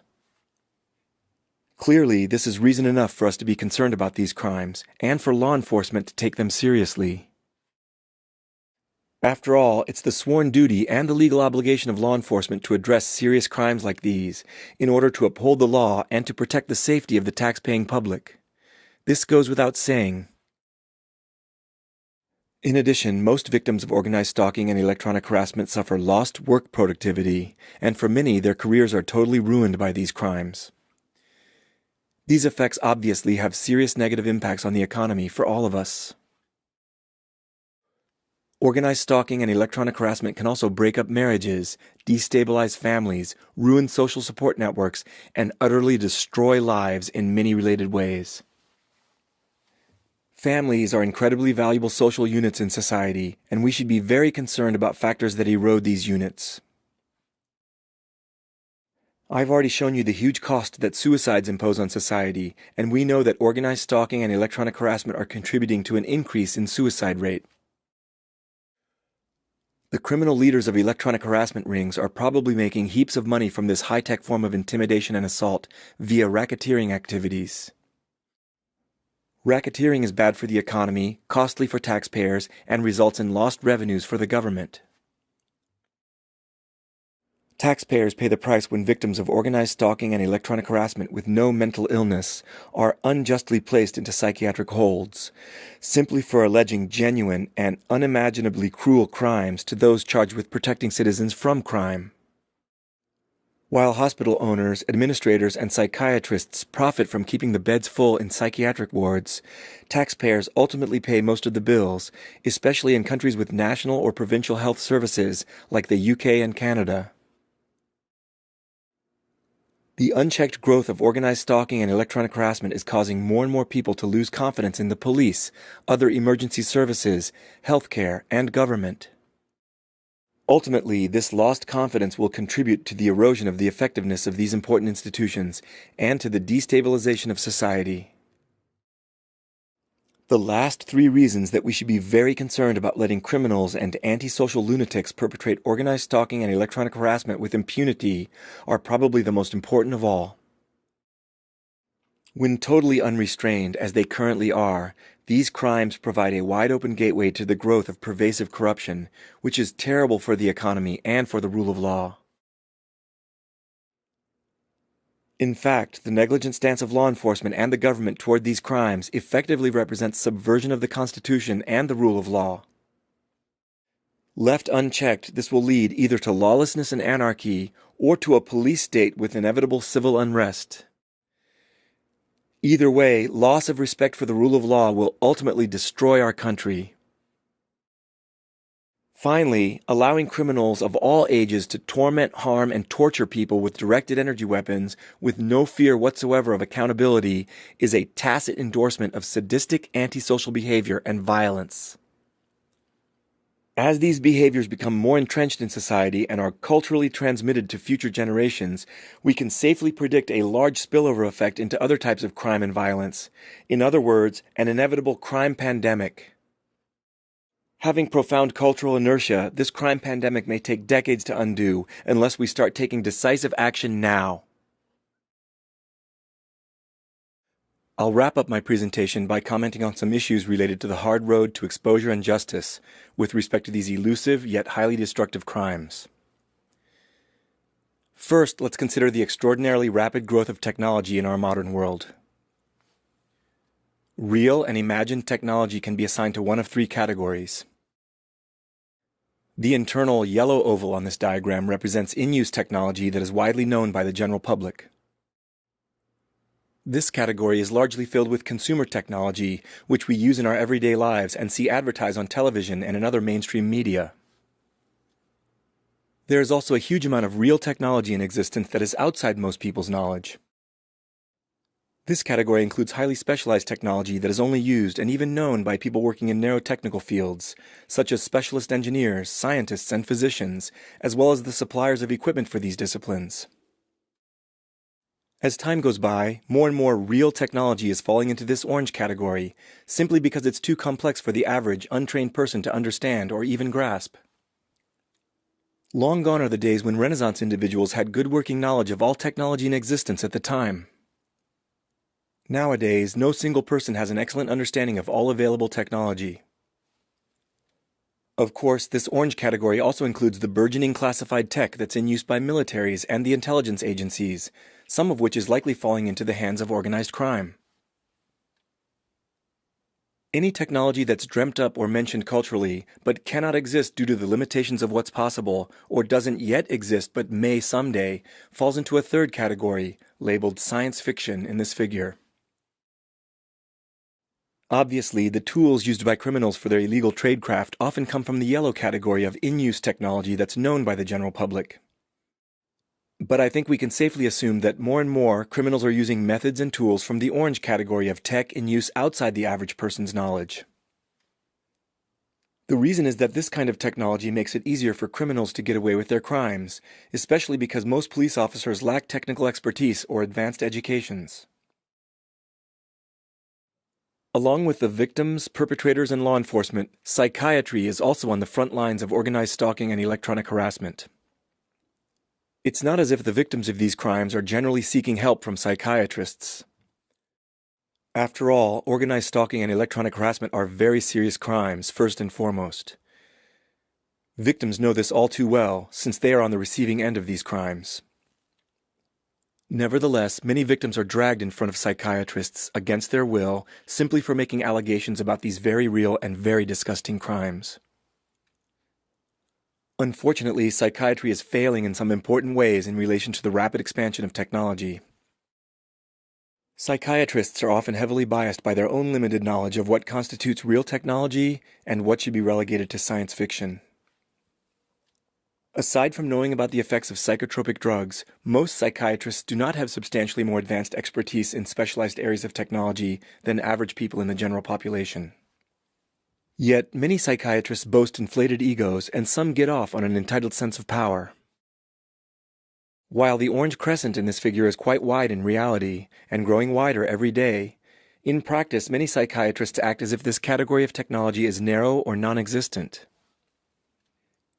If these psychiatrists personally don't know about the use of advanced technology for nefarious purposes, they completely rule out the existence of all such technology when making diagnoses, which result in people having their freedom taken away, their personal relationships harmed, and their future testimony discredited.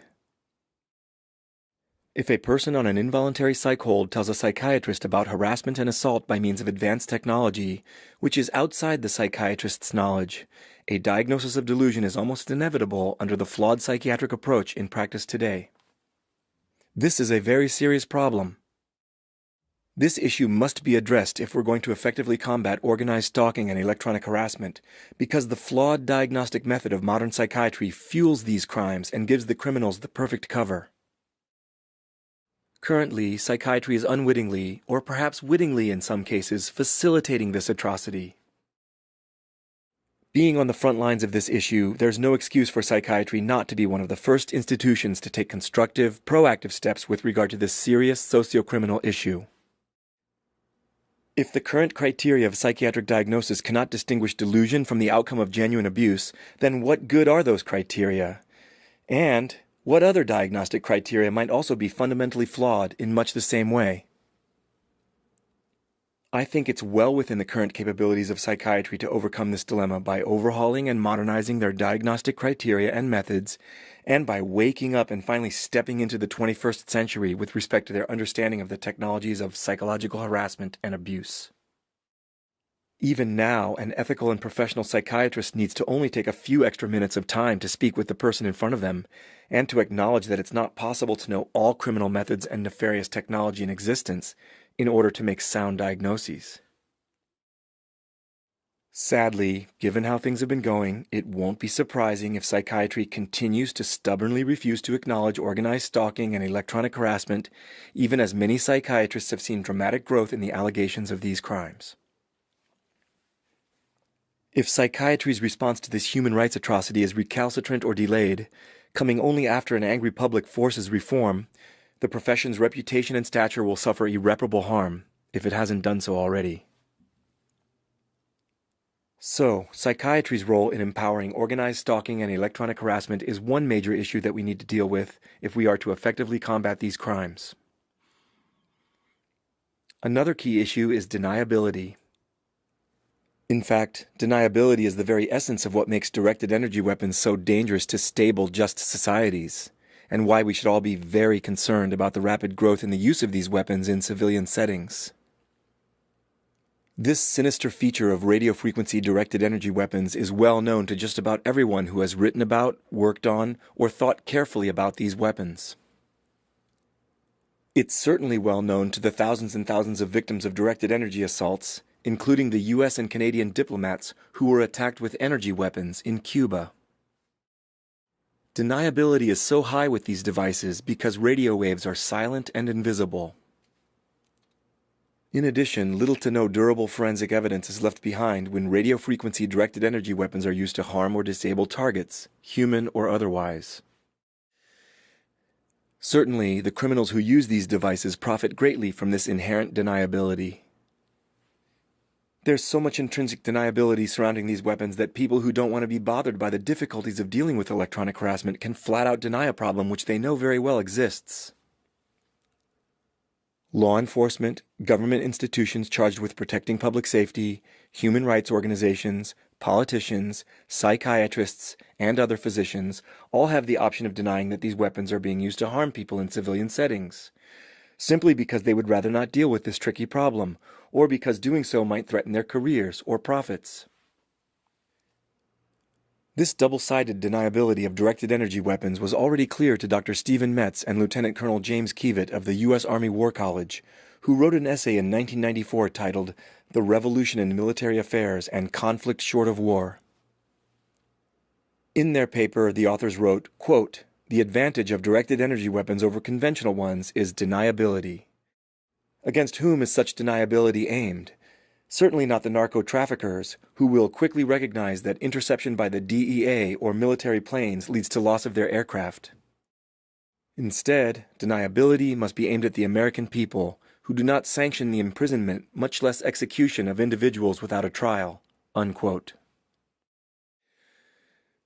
The scenario involving the Drug Enforcement Agency and Central American narco-traffickers was fictitious, according to the authors. Yet their position on deniability was insightful and accurate, and it is shared by many other experts on radio frequency directed energy weapons. By design, organized stalking is also a crime with high intrinsic deniability. Clearly, the ease of denial by both criminals and law enforcement alike is fueling the rapid growth of organized stalking and electronic harassment.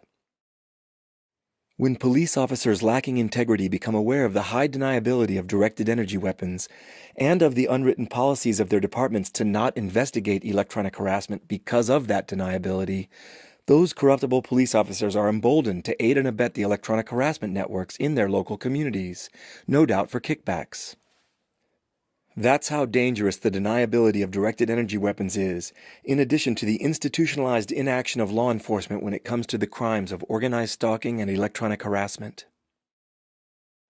In very general terms, for the purpose of this talk, the trick to countering deniability will be to make the use of directed energy weapons less covert and more visible, so to speak. In other words, we need to come up with clever ways to make the use of these weapons less deniable. We can make positive steps in this direction with the following: better educated, better equipped, and higher integrity law enforcement, development of residual environmental markers and forensic biomarkers for radio frequency assaults, further development and wider use of RF sensing and recording technologies, and the acceptance of victim-generated data of this kind by the courts. Another big issue that stands in the way of exposure and justice is the sheer complexity and novelty of this socio-criminal phenomenon. The socio-criminal issue of people being targeted with organized stalking and electronic harassment is what's known as a wicked problem. Wicked problems are multi-layered, socially complex problems that resist resolution and often don't have clear solutions. Wicked problems include those that can only be solved if large numbers of people change their attitudes and behavior. Examples of wicked problems are problems in social planning, economic policy, global climate change, environmental degradation of the oceans, pandemic diseases, burgeoning population growth, drug trafficking, nuclear weapons, and social injustice, including organized stalking and electronic harassment, which are new social injustices of global proportions. In some ways, it's understandable how the government and law enforcement might feel like their hands are tied when it comes to grappling with organized stalking and electronic harassment. Huge numbers of quote-unquote ordinary people are being lured into committing these disgusting crimes, probably because they can feel anonymous in doing so, and there's so little chance of getting caught. Electronic harassment is a crime that produces little to no demonstrable physical evidence. How are law enforcement and the courts to deal with a crime like this, especially when the crime has become so prevalent? A popular ancient Roman expression comes to mind when I think about how non-corrupted government officials who know about this socio-criminal phenomenon might feel. Oribus tineo lupum. I hold a wolf by the ears. This expression refers to a very dangerous no-win situation in which either holding on or letting go could produce disastrous results. If the government lets go of the wolf's ears and begins openly addressing electronic harassment, in other words, begins facing the wolf, the government will have to acknowledge a serious criminal threat to public safety and the rule of law, which it may have very little capacity to control at present. If the government continues holding the wolf's ears, in other words, continues denying there's a problem, doing nothing to stop it, and effectively giving the perpetrators free rein to carry out their crimes with impunity, then the wolf is guaranteed to continue growing. That wolf is the organized socio-criminal problem of electronic harassment, which is often assisted by the criminal tactic of organized stalking. If anyone takes just a moment to think about this potential conundrum, even from the government's point of view, one of the alternatives is clearly the better course of action. Obviously, we should let go of the wolf's ears now and face the menace head-on immediately. Thousands upon thousands of tax-paying Americans are being illegally persecuted, assaulted, and often tortured, and the costs of this criminality to society are mounting fast. Extreme human rights abuses are being perpetrated against many innocent citizens. Microwave terrorists, or so-called psycho-terrorists, are posing genuine, community-level terrorism threats and carrying out those threats wantonly inside our country. This is going on right now in our country, as well as many other countries in the Americas, Europe, Asia, and elsewhere. Given the purported values of our country, this rampant crime spree of persecution and microwave terrorism should be totally unacceptable to our government and to law enforcement now, as it certainly is to the thousands of victims of these horrific crimes. It should also be crystal clear to the relevant government institutions that this problem will be way easier to begin dealing with now compared to 5 years, 10 years, or 20 years down the road. The wolf is a rambunctious, menacing adolescent now compared to the full-grown, rampaging, alpha male dire wolf that this problem will soon grow into. In the long run, it will save a massive amount of taxpayer-funded government resources to start dealing with this problem sooner than later.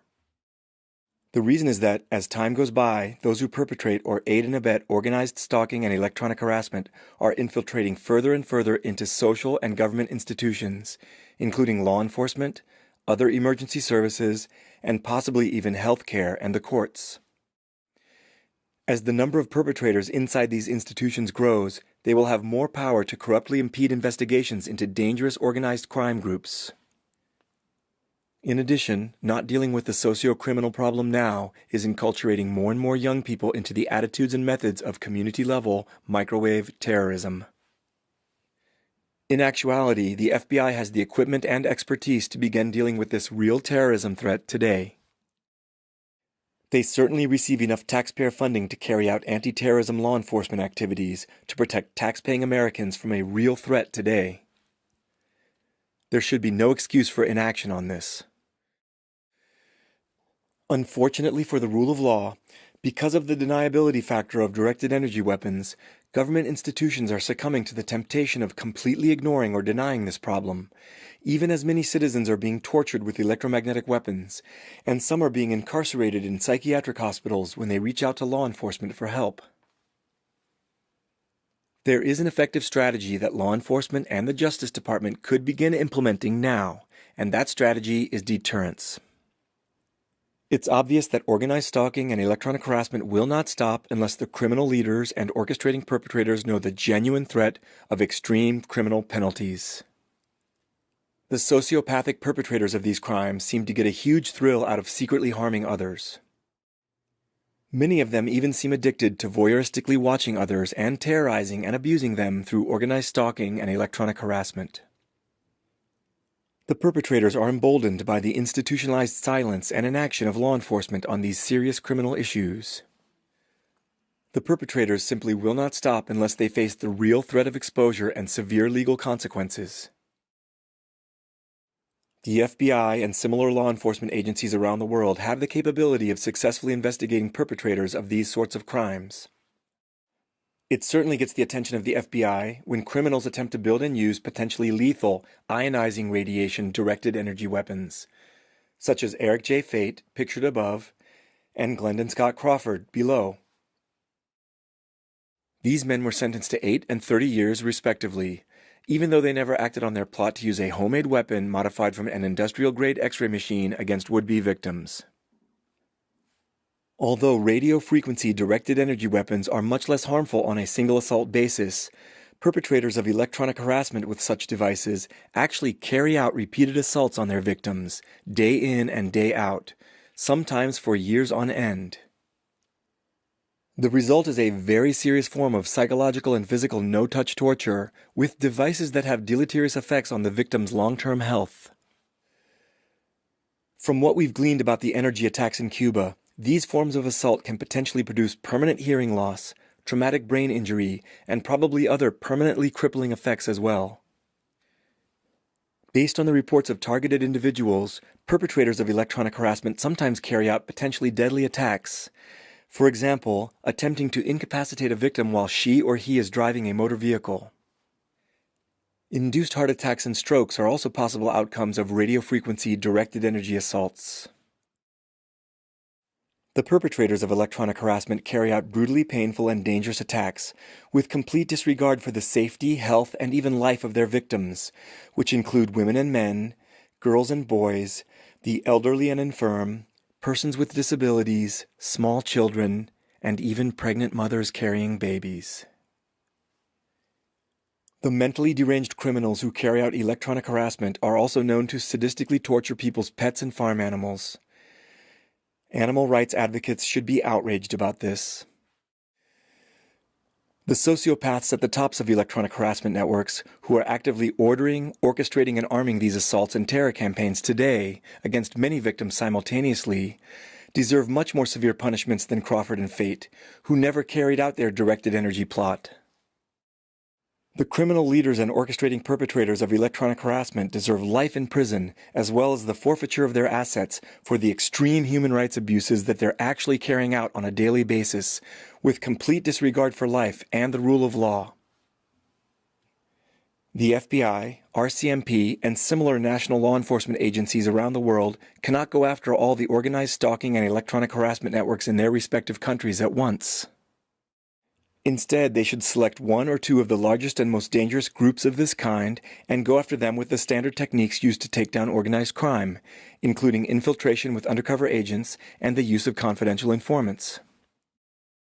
A few of the top criminals need to feel the sting of lifetime prison sentences and the forfeiture of their assets. As news of these consequences spreads through the dark underworld of organized stalking and electronic harassment, and the criminals see some of their colleagues doing perp walks in chains for the first time, many of them will be strongly deterred from engaging in these crimes any further. Law enforcement action against a few of the leading perpetrators needs to be swift and decisive, and the penalties need to be severe for this deterrence to be effective. Strong deterrence of this kind will work. In fact, with elusive and pervasive crimes like organized stalking and electronic harassment, deterrence is the most effective counter-strategy. Inaction is not acceptable. Thousands of victims have been asking for help for years, and the number of victims is only growing larger by the day. The lives of tax-paying citizens are on the line. Respect for the rule of law is at stake. The safety and stability of free democratic societies are ultimately under threat from this new socio-criminal problem. When will law enforcement start doing its job? What kind of futures will our children have if these perverse crimes are allowed to continue unchecked? To the victims of these crimes, I say, it's time to step up our game and be more vocal than ever that what's happening is outrageous and unjust. It's time to hold law enforcement accountable for not dealing with this problem. To the low-level perpetrators of these crimes, who still retain a shred of their humanity, I say, it's time to defect from these criminal organizations and disclose what you know about them. Start showing the same courage and integrity that the victims do. A world with rampant organized stalking and electronic harassment won't be good in the end for you, your children, and the other people you love. Keep documentation and evidence of the crimes you've witnessed, and use that evidence for good when the time is right. That time is coming soon.